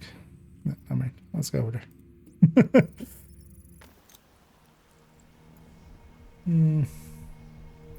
I got tiny few. Do you have your in-game name for me? I can just slash invite you. I don't play enough on this again for it to be per se worth it to like add it. Otherwise as well, you can if you want to though. It's I_Q on this. Also, yeah, if you just have your name, I can slash invite. Right. For those maybe that don't know, at least for normal groups, you can slash invite and then the name, which will send the invite out to that. You annoyingly can't do that for Another agent is now in your for raids and stuff. So for raids and also for countdown. Let me catch up on the chat here. But it's any of these. Okay. Oh well, you got some of the harder ones out of the way now, which is nice.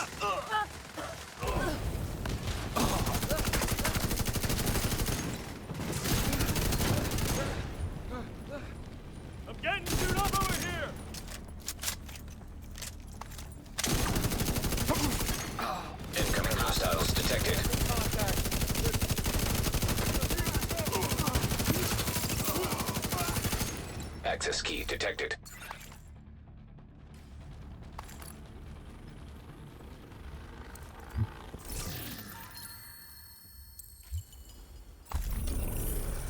No, kind of, yeah. It's one of those things to just tick off, basically. Know what we're doing at some points. Let's maybe go get the elite there.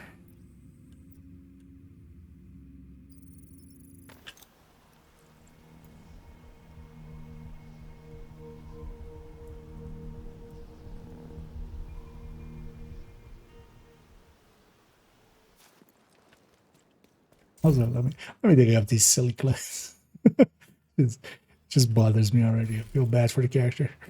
It's not even a real character, and I feel bad for it. Oh, that's likely Porter.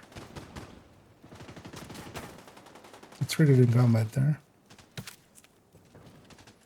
I'm gonna just swap this out for a phone that I can pulse.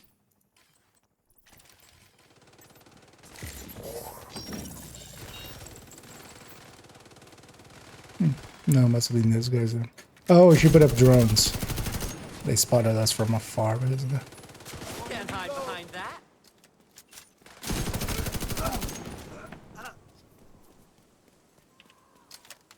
And also as well, if anybody else wants to join us, you can always feel free to let me know. We have still a spot. Oh, and hey there, Teddy News, and thanks very much for the raid there. Oh, get you a shout out here. And I hope you had a good stream and hope you had some fun. Buy it. Although, well, the Hunter Killer is actually not the most useful one.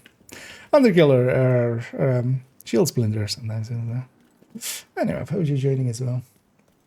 Anyway, hey there, Denise.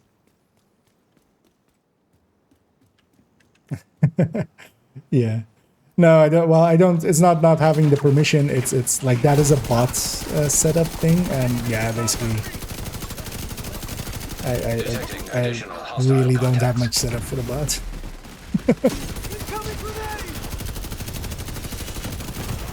Incoming hostiles detected. Immediate medical assistance needed. Detecting additional hostile contacts.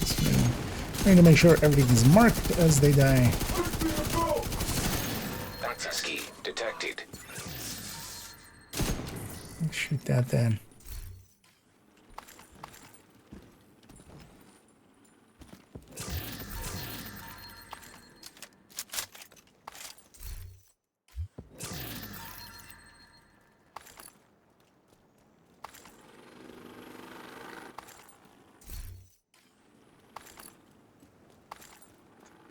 Okay, that's 2 out of 3.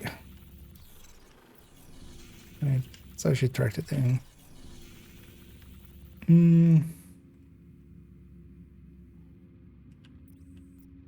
Yeah, let's maybe go for, because yeah, we're not per se, we're going for like the activities for the daily. Let's go get the in Southwest, that propaganda over there.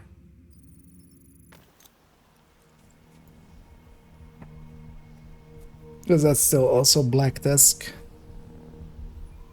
Andrew Ellis may not have been the leader we elected, but when we needed him to step out from behind the speaker's podium and onto Air Force One, he didn't hesitate. Oh yeah, sometimes it goes like that, right? But yeah, still hope you had some fun, even with, you know, maybe a little bit of to make the world safer and more secure, so that we can get this great nation back on track, and we can start to rebuild from the ashes left a little bit of behind issues. by the division.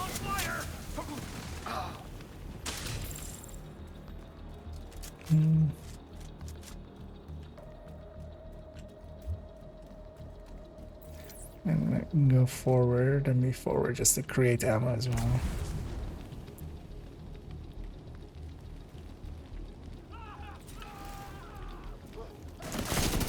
We'll put a normal sledge on him.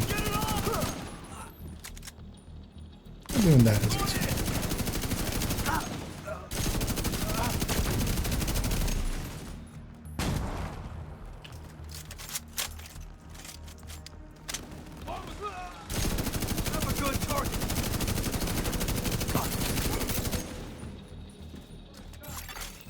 Access key detected.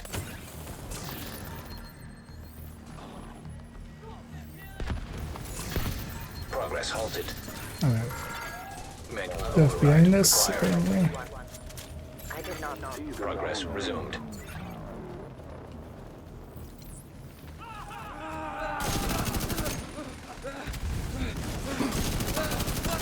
The pistol swap for the sledge.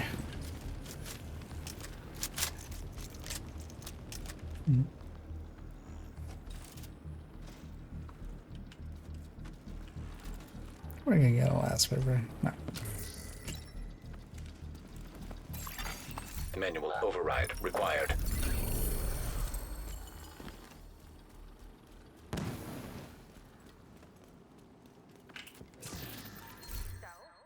It has been brought to my attention that I may not have Okay, stayed on that's the topic last time. activities for that. Because let's maybe set up both the daily and the weekly to kind of end at the same time. We're gonna get outcasts from that mission, and we'll do Lincoln for True Sense. Maybe just get an activity with hyenas in, just so we have them out of the way. It's a good zone. Not particularly, but let's just go get this territory there in downtown East. Because we're not going to do a hyena setup, but because we'll do Potomac and Lincoln for their targeted.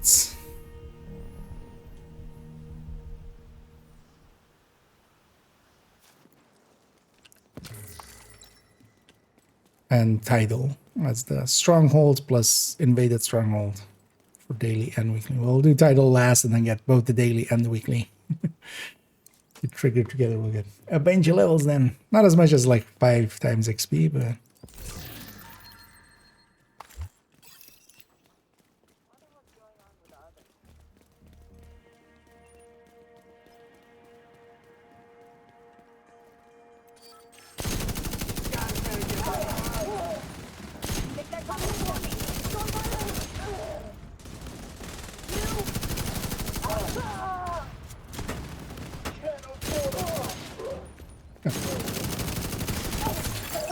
Incoming hostiles detected. that's why Pulse is very nice. There's no guessing. We know exactly where they're spawning. Access key detected.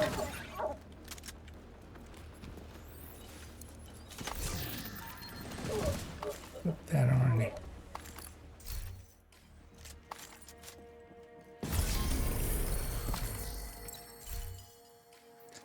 Oh.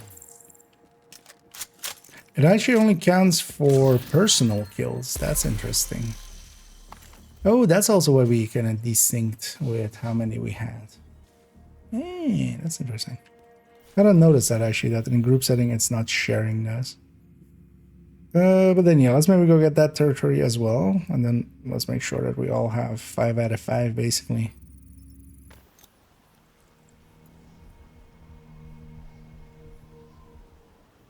On the hyenas.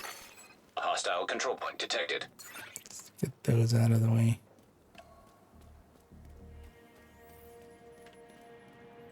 What's that one? 3 out of 5. And I'll go out of my way to yoink 2 kills very quickly. Vital signs critical. Agent Didn't make it. incapacitated. It's gonna create a little bit of separation there so that we can take cover. Detecting additional hostile contacts. I'm at 5 out of 5. I'm actually Access gonna key detected. leave the kills for others.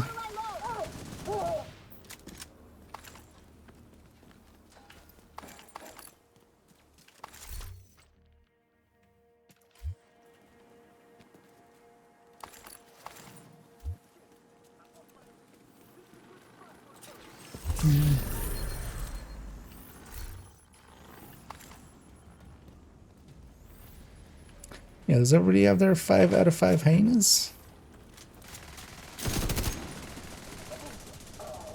I would assume so, right? We've killed enough. Wait, do we have 2 ODs? I think we have 2 ODs. Yeah, we have 2 ODs. Actually, if you stay that, I'll go I'll go combat medic. Because that's the other thing we could use here. Okay. Yeah, let's then go to let's go to DCD, Lincoln, and then title. DCD also being the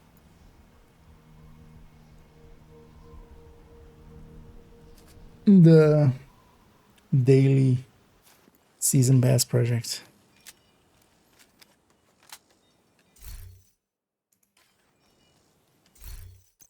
Let's keep it on. Keep it on 5. Oh, yeah, let's get that. Let's get going. Looks like they're coming from the DCD complex. Whatever's happening over there, we need to shut it down.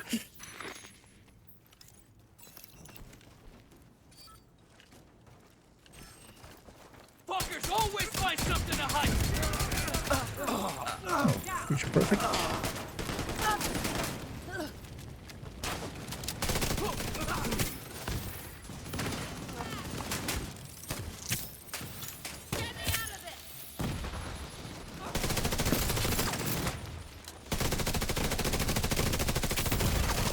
Serious trauma detected.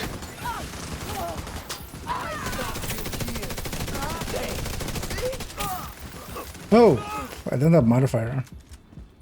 Let's do no. Active terminal detected. See if you can hook Isaac into that terminal and get us some intel. Because yeah, last thing we did was the global event, of course. Make sure that your owns are also set up. They're heading for the admin terminal. Stop them. Actually, not take liability. Yeah, let's take some liability. Let's take Quicken Retribution.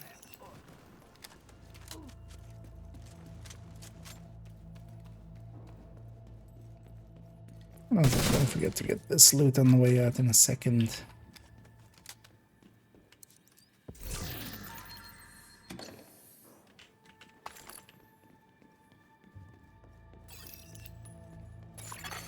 Connection established. DCD data stream enabled.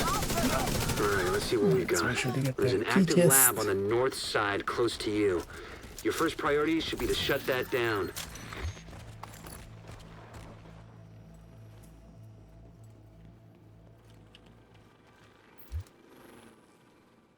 Wait, don't forget to get the loot on the Looks like the best way to take the lab there. offline is the decontamination protocol. That's just a fancy way of saying everything gets sterilized. Isaac's not detecting the gas needed for the decom process. They must have disabled the line. Hit the main fuel line in the basement. That should get it flowing again. Open the fuel line. That should give the decom protocol enough gas to run. Anyways, They're in the basement. with the turn up. Don't be pissed.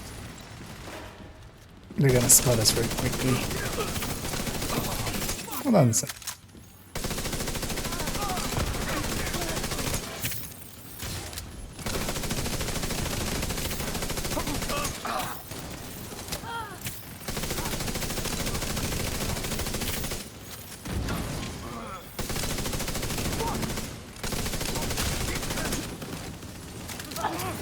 Let's just stopped going to the right all of a sudden. Something.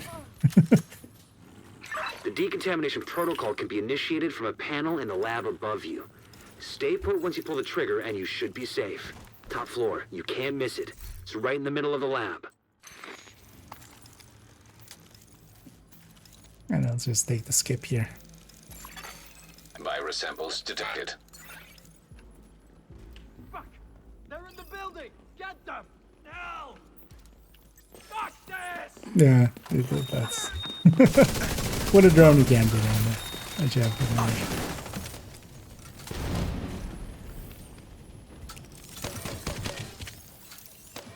That's the downside with having drones open. Yeah, also if I just leave it up. Otherwise. Leave none alone.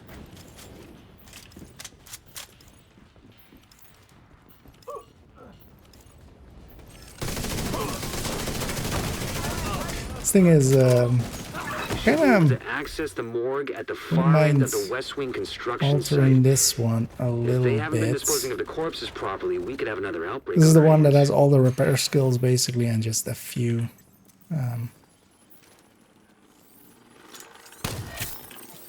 few crit chance, crit damages. There's a crate back here. Oh, but which is worth getting. I'm gonna go get it. For future as well, let you know it's there.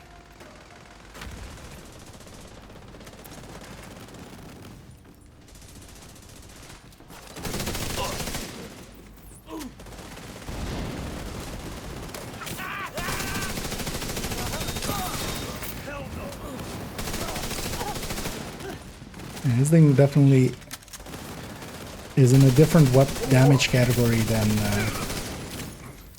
the one that has a ton more crit chance, crit damage.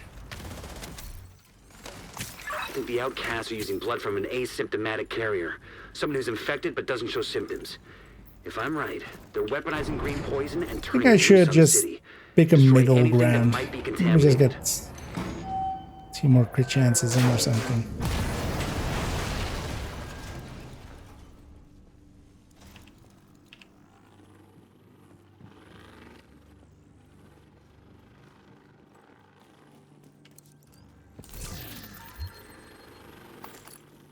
Just to help this reach up a little higher. Don't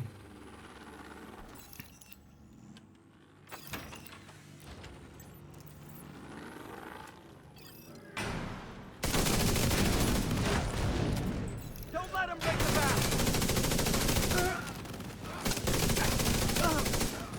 I usually set up there. Emmeline's the head of the outcasts. Prevent If them she's an escaping the other asymptomatic carrier, side. They've got an endless supply of the virus to play with. Agent, your route out is going to take you into the DCD research library. Hey, while you're in there, do me a favor. Recover everything you can on broad-spectrum antivirals.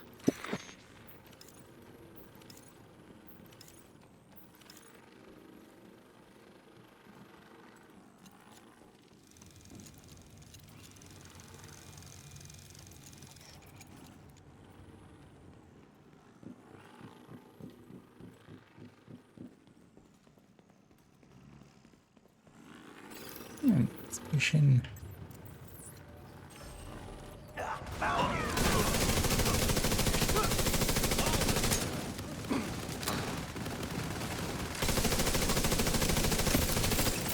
You're gonna supercharge here.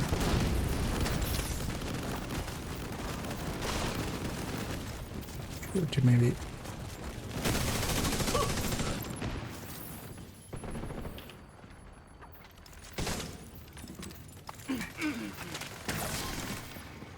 You get the hive up as well. The DCD's data analysis lab is just ahead. See what data you can grab for Kelso. Yeah, let's just hang up there. Data transfer initiated. Because here we definitely just want to farm them as they come out.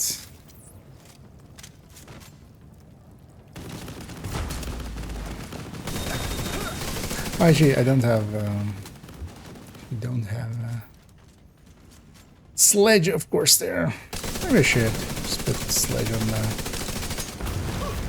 I'll actually just run a lefty. And now we have plenty of time to go and get all our leads, because that was it.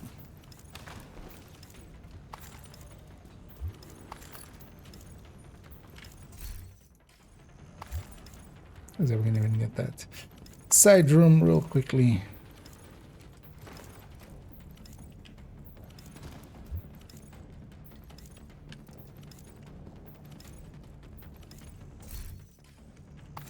Because there's a weapon crate in here.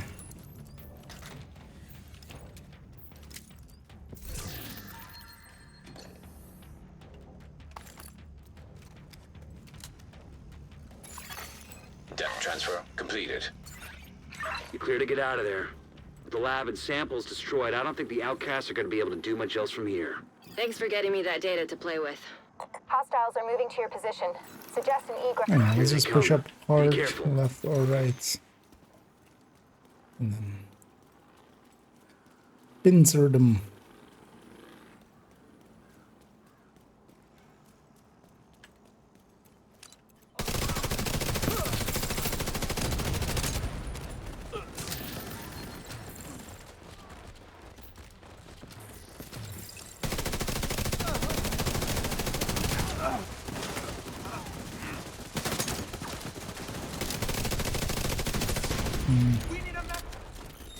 Just gonna supercharge again. Still have. Get that. Take that as a double tap. I wanted to actually send that out, but I'll just do it this way. Although it also overcharges the healing drones there, actually makes them useful.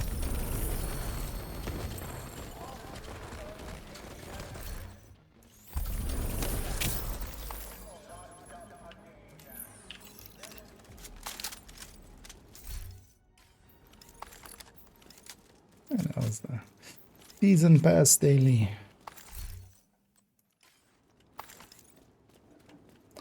That's for me to take it to. Let's do Lincoln. It's a quick one. It's also pistols. Also, it's True Sons.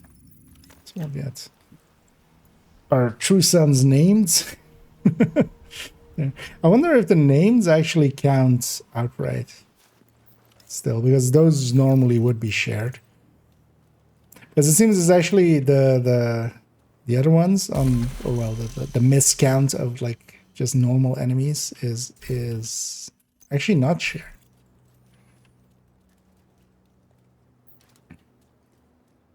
Anyhow, let's go murder these guys.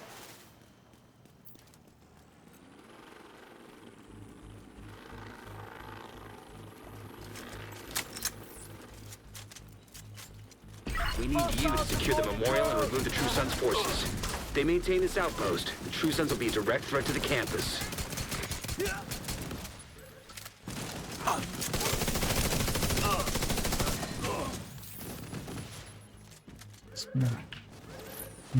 Have it. Got a visual on additional hostiles in the memorial compound. They're moving south. There's a gate between you. It looks closed from here. Agent, you'll need to find a way to open that gate.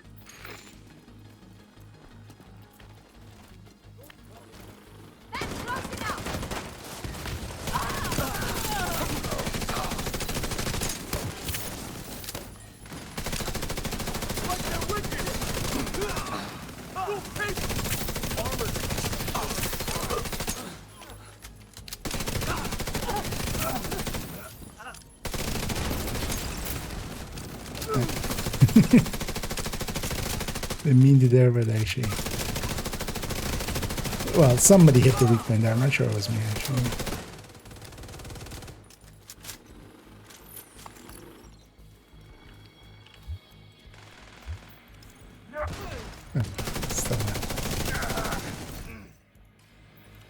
Still one of those dudes.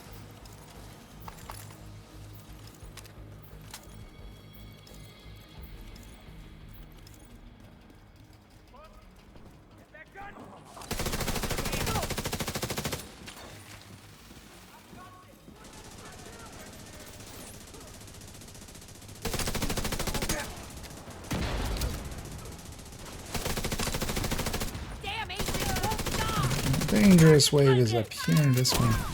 You're dead meat.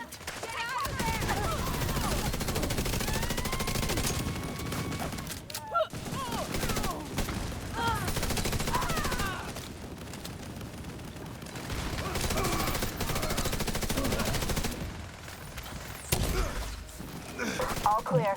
I repeat, the compound is all clear. No, that can't be all of them. Check the interior while I get Henry's people to Started maintain the shooting perimeter. towards movement. Not always the smartest move.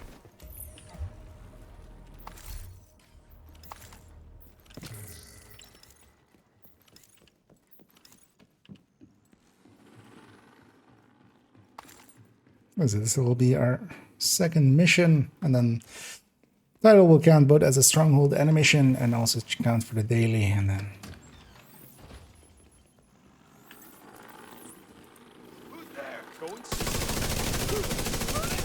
complete everything.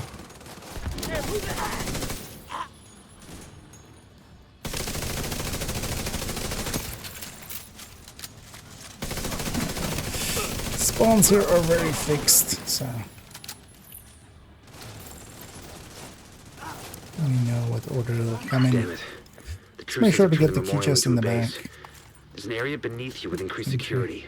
Isaac can't access data on this location. Stay alert. I don't know what you're walking into.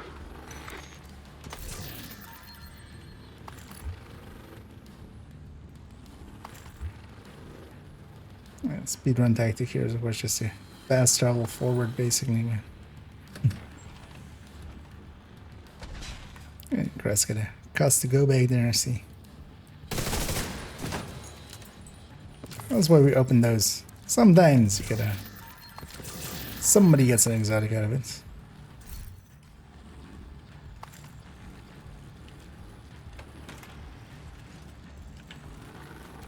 Careful with those rounds!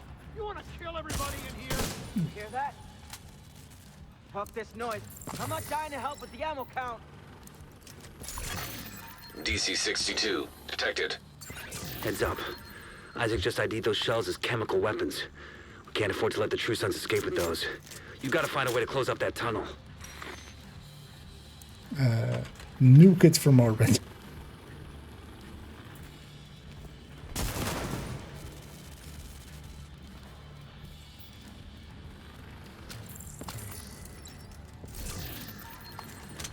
That would close the tunnel, right? In fact, it would be the only way to be sure. You know, use that as CC basically. Put that house pretty far forward. Push on basically.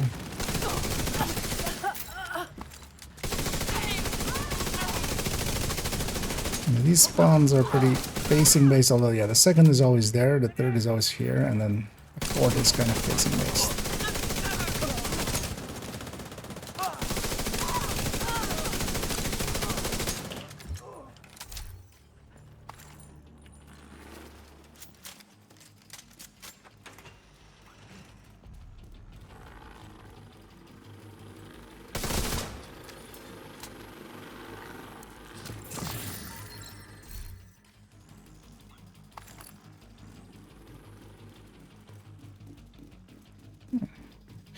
One more key chest.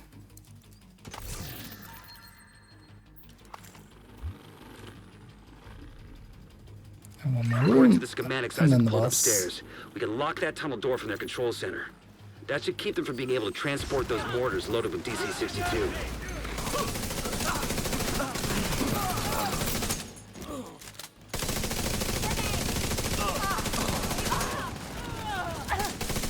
This one's also very facing base. That's also likely it's going to spawn there, as we're going to have both in our view. There! They're coming around the side!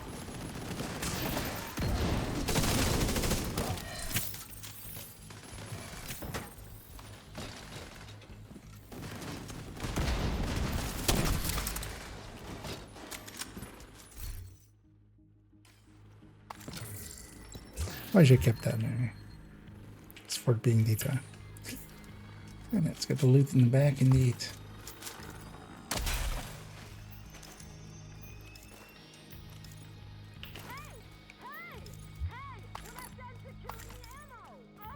Sure feels weird doing this mission That should keep without them an from getting eclipse. more of those mortars. There's so much eclipse mission basically. Smart? Fuck you! You locked yourself in them. I'll make sure you rot down here.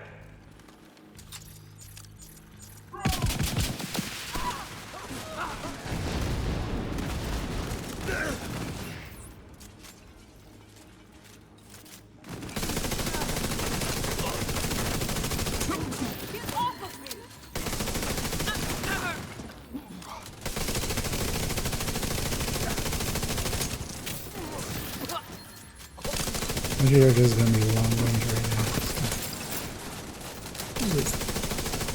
now. Normally we would close the distance here very much. Go on and head back up. The team from the Nowadays campus the is taking first position inside the memorial. Oh, actually, no, I don't. I think I just need marksman rifle precision strike on this account, so I'm kind of keeping an eye out for some of those.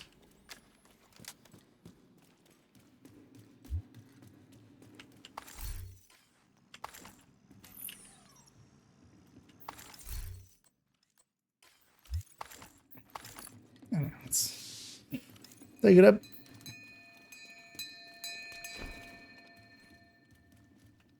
If you hadn't stopped them, I know they would have used those weapons on us, and we would have ended up like Castle.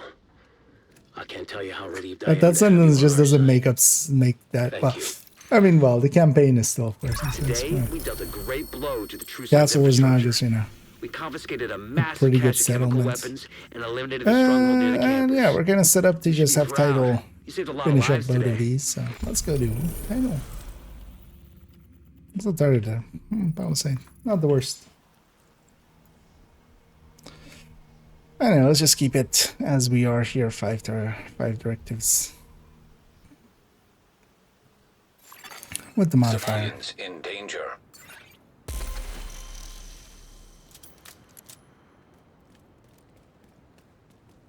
That's actually made it so much easier as well to do weeklies and dailies that have invaded Stronghold and then just because Title is no longer locked behind stuff. They did that just for the so you could just go to do the legendary instead of, you know, having to do the invasion to do the legendary.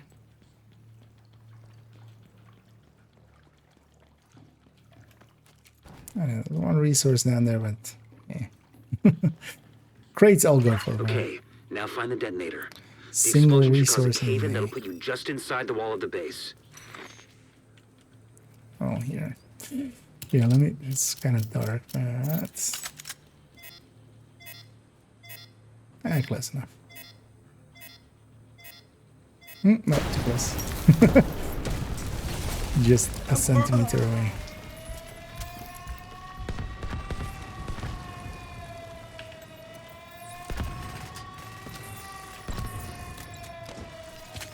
Yeah, the entryway to this mission is so long that by the time we come in here, some of the gunner things will have happened there.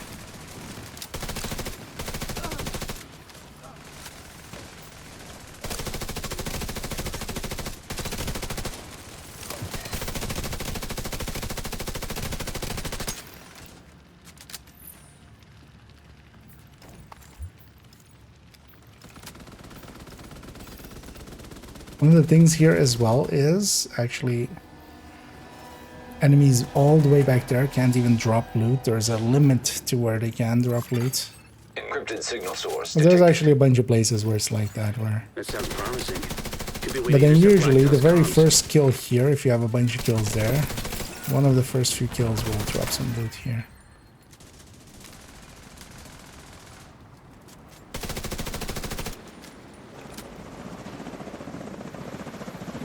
I'm gonna hold it back here.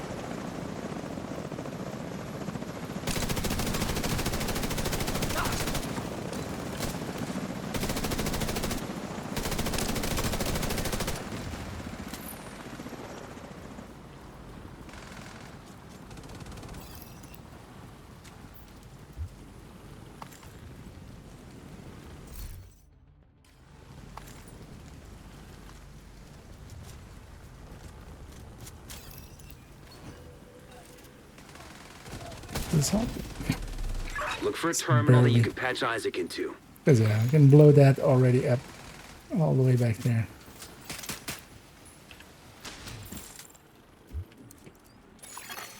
Enemy transmission. But you basically need a scope. I'm surprised actually the first shot of the capacitor Press landed in the helos. center We there. need to get these antivirals out of here. The division is inside the compound. You need to make sure none of those birds get airborne. Wonder what that Well, they can do unlocks. also a bunch of other things. Keep with an eye it. out. Like a fire cam or something would blow that up, so that's what I often used to do as well. Anyway, we have quite heavy rain. It's really nice if this was still around when we reach the boss room, but likely by then it's likely going to be over already. Shit, copy that. Because, enemies see very poorly in this. Find a way to keep those helicopters grounded.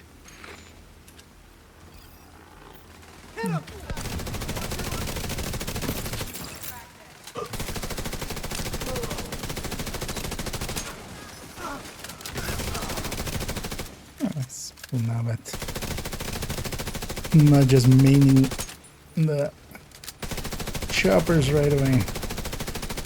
It's funny with random seeing them kind of just shoot up the choppers fully first when there's also like other, or well, maybe it's weird to say. But yeah, generally the choppers are like a non-issue. Like they don't go anywhere. There's no timer here. Also, they have barrels next to them, which you can always shoot to blow them up. Sounds like you're gonna need all the help you can get. The support team is standing by, but you'll need to figure out a way to get them through the shooting main things gate. usually. But I've especially seen on like that first part, just when there's all elites out there. But random so often they just are just shooting at it. Oh yeah, let's get the box back here.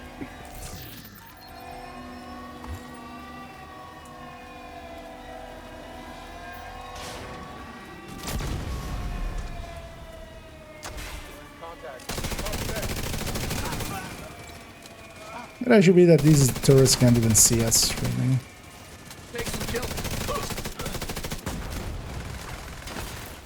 Put that over there. I can see their thingy there.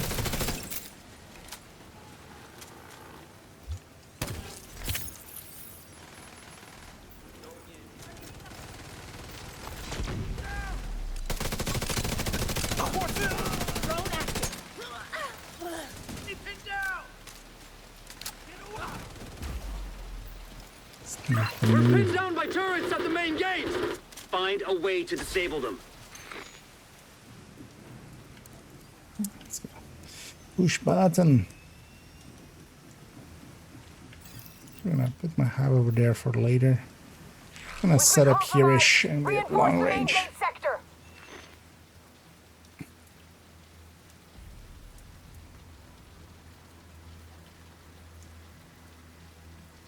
Because they always spawn on this end first.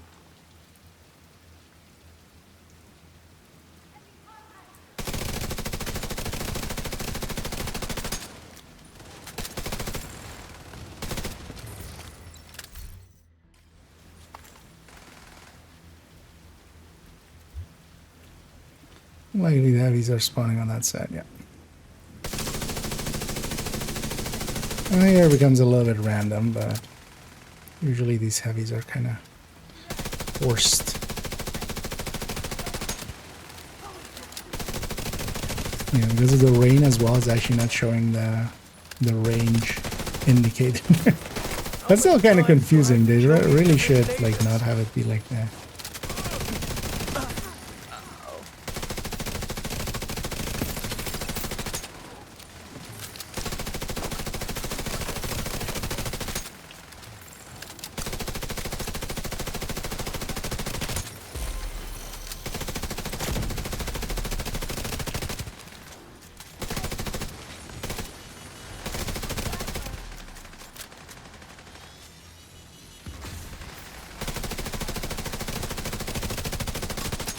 By the teeth here.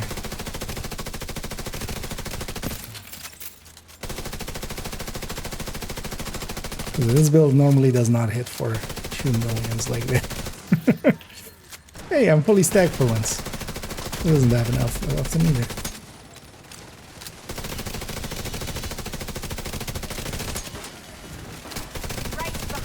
But it is kind of the place for it, right?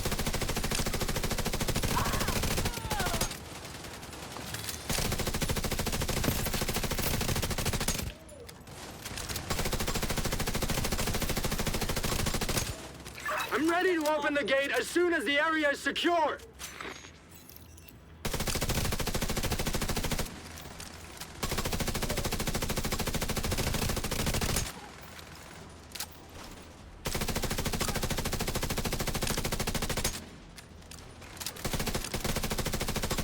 Now locate those antivirals. As soon as you retrieve them, send up a flare to signal the support team. On that side, stand and by then here and cover your the ass. other side, and then no light there.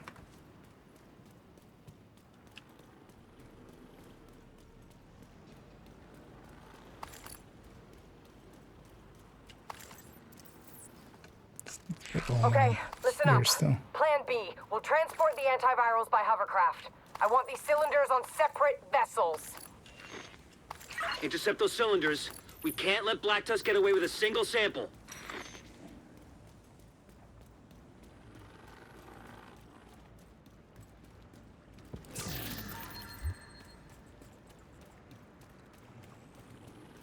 Let's get these two.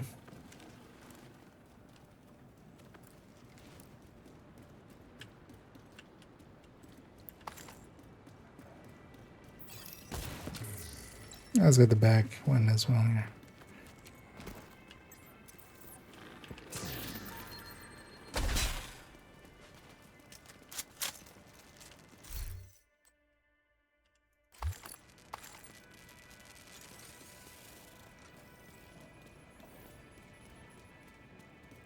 And I put that in the path where people were going to go through. Cold storage device detected. That's gotta be the antivirals.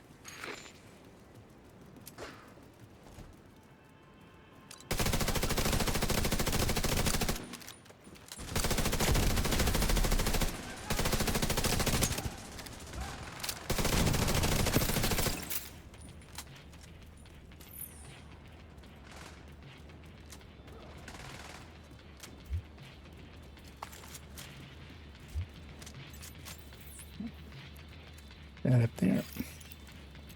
We're bringing a cylinder on board now. I'm gonna focus that thing down because that just needs to go.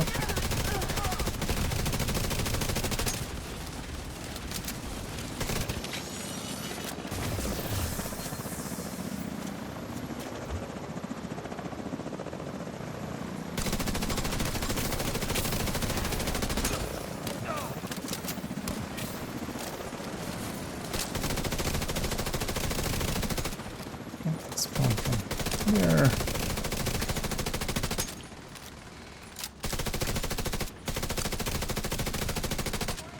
That's just kind of annoying at these longer ranges. It just doesn't have the accuracy you would want from them.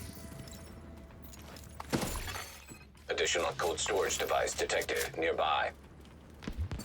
Get that second antiviral cylinder. Jump Support up team will there. secure the first cylinder in the meantime. But you could actually. Maybe it's finicky.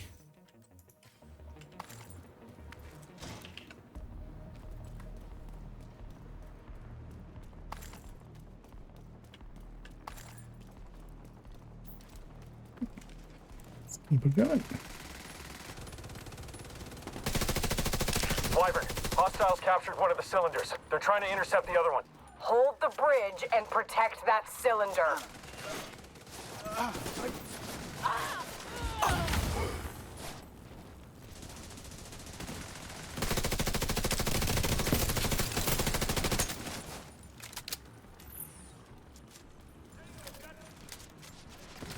Onward. Requesting support fire. I don't know, likely We've we'll got make this our hostiles last on the thing. bridge. Request denied. We can't risk those Late-ish. antivirals. Tomorrow I'll definitely have enough time to stream in the afternoon as well. And actually, in the afternoon I want to first make a thing for a video and then I should record a video. This is Thunderbird. I'm making an attack run on that hovercraft. Negative, Thunderbird. They'll tear you to Which is pieces. the killer one, which is actually going to come out before the pistol one that we just recorded. I was kind of talking about basically, yeah, the quirks of killer and actually kind of how it will apply more than 60% and also how you can kind of even improve your chances of getting triggers from it by, for instance, finisher.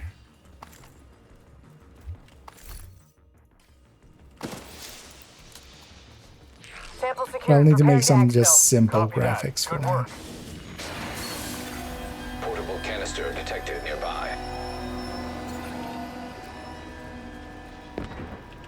I'm hit. Losing control.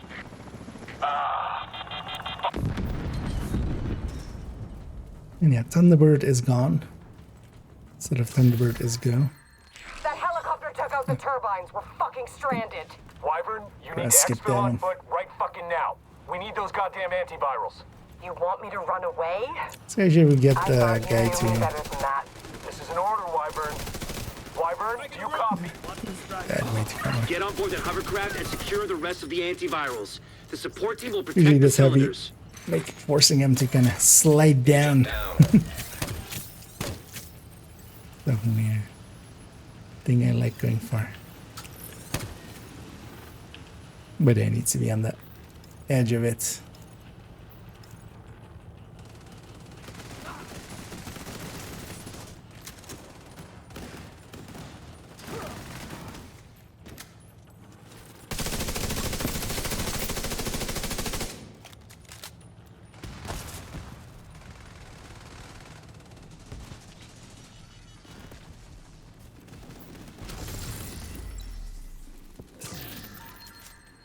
That's good.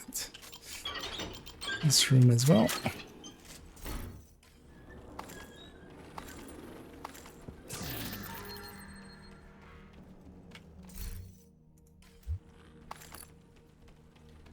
Might actually try to get those rocket launchers prepped. that rest yet again. I'm What gonna am I blow up the actually just motherfucking White House. Are you out of your goddamn trying for We one? need to cripple these assholes. So that's what I'm gonna do. Detox determined. Christ, she's insane! Agent, do whatever you can to prevent the launch of those So, rockets. well, the SR1 isn't the godly weapon that it was before. It's Rocket launchers are loaded. all of the Negative, sir. I refuse. bolt action magazine ones are kind of somewhat worth using, but also the White Death is also such a quick reloader now. That's also And then yeah, here on generators, let's not kill them. Let's just kill everything else, and then nice. Going for it. Yeah, let's leave the Jennies. Let's kill all the enemies so we get a free out of combat, and also we can just go get set up, relaxed and stuff. You won't be disappointed. This is also one of those places where there's an objective. There's no need to per se focus on the objective. Initiating launch sequence. Jesus Christ. I'm not gonna kill this side one because This is I not a get the other drill! two We need to sides. evacuate the building right now! Repeat, this is not a drill! And yeah. Manny making sure we know that this is not a drill. And if somebody gets the other side one as well. Although actually, if you guys stay on that side, I'll go over there. I think anything there. So we want to have both sides basically.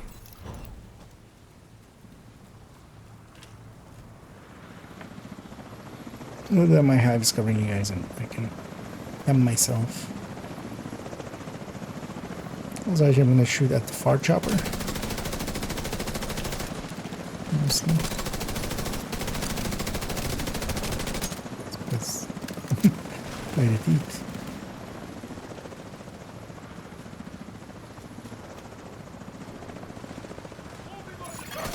Rocket launch backup power activated. Launch sequence initiated. Oh, nice. Just the middle one. We're getting that out of the way quickly.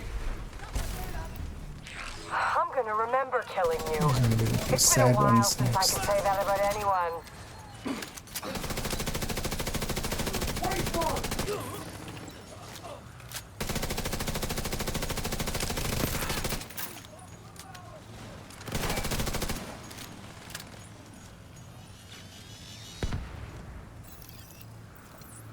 Come to save the day, huh? But you're a real goddamn hero. She's gonna go unimmune in a second. We can actually just burn her down real quick. Don't we all need to be shooting her? Just gonna focus getting. She's gonna go immune again.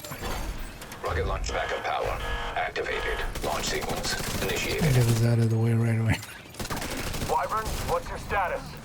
Wyvern, come in. Wyvern. Fuck. Rocket launch backup power activated. Launch sequence initiated.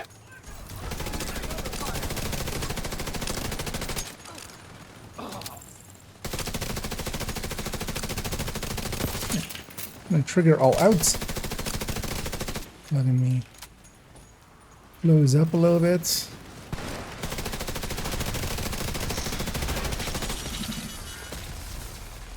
And still have full damage.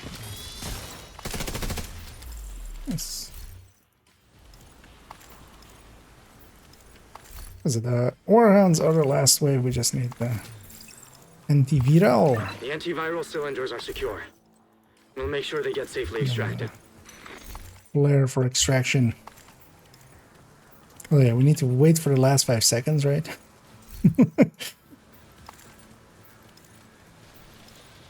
Yeah, no. I just play. Sir, we've got enemy helicopters on approach. Last 5 seconds before the day swaps over. We can't chance those cylinders getting destroyed. Anyway, let's get 2 names for the heroic version of this one. But yeah, we also finished the daily and the weekly. Not to mention preventing a rocket attack on the base of operations. Incredible work, Agent. Truly incredible. I always love that line as well. Incredible work, Agent. Truly incredible. But there's more work to do. Yeah, well, I'm trying to like it. I mean, yeah. Anything you can mark before they go immune?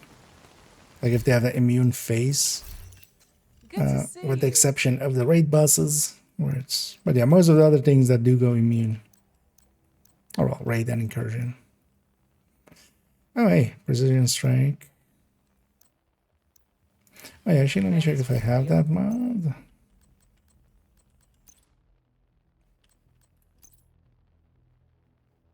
I didn't myself, so I'm gonna hang on to that one. Even though I never used the healing really. Let's make sure to get final talent I need to have this account's library all the way back up to full. Precision strikes were added, of course. But yeah, let's get cleaned up. That's also gonna be it for me. I'm just gonna check if I have anything worth sharing or such.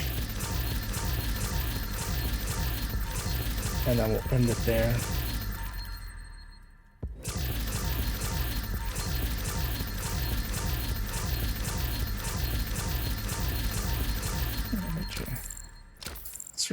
Types of caches, a daily and a weekly. Nice to see you, Agent.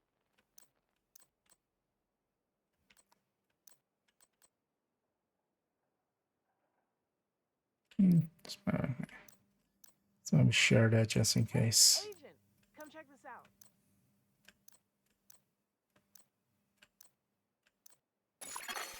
An agent is no longer in your group.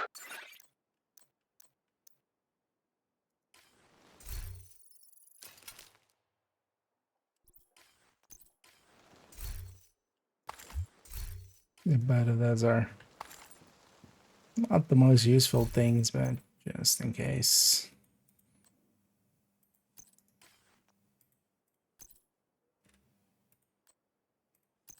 This area using one of the designated checkpoints. We'll peek at this. Detox white death. I myself I'm good at the nose. Just on this again, I'm just using one anyway. But then yeah, we'll leave it off there. I'll drop group here as well. But yeah, thanks Trojan. You have left the group. Thanks Cross. Was it Cross also in the chat? It's Cross.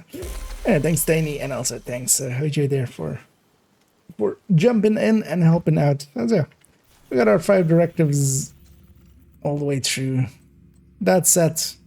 There's also I'm just gonna get the other reconstructed the other requisitions of these other characters. This account is done basically kind of done.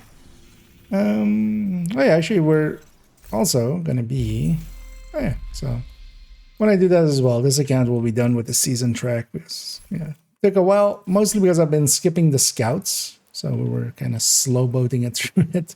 But I've been keeping the scouts for towards the end of the season to just do them there. And yeah, GG's all around. On the background, I'm just gonna go and find someone for us to raid, as we always do, of course. Hopefully, there is somebody around.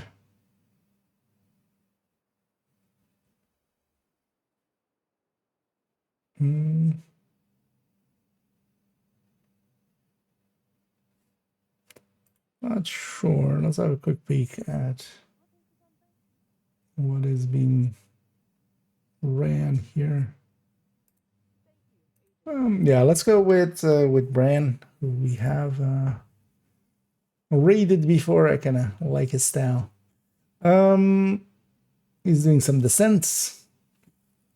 And yeah, I'll be back tomorrow, likely in the afternoon as well. And yeah, in the afternoon, I want to do some setup for a video, and then I should do that video. And it'll be a rambling talk basically on Killer and kind of its proc rate and why it's kind of higher than basically, 60% that we kind of attribute to it, which is, yeah. Something I wanted to make like ages ago, and I kind of forgot about it. But now Killer being relevant again is forcing that upwards. So yeah, let's go right on to Bran, who's in some dissenting. I'll be back tomorrow, and yeah, thank you all for joining me today. Yeah, hopefully you guys had some fun. Yeah, hopefully everybody else has some leads. It was also fun doing the hunter fight, even though it's kind of anticlimactic, especially on that way with people that kind of know what they're doing, and when we just burn them down there. But yeah, it is. We got it did, and if nothing else as well, I got that pistol video in, so that'll go up. Although likely that'll go up somewhere in next week, as that is not the next video, but the video after that. It's gonna be that pistol one.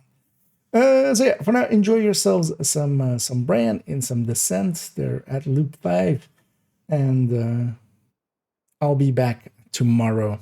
And as always, have a good night.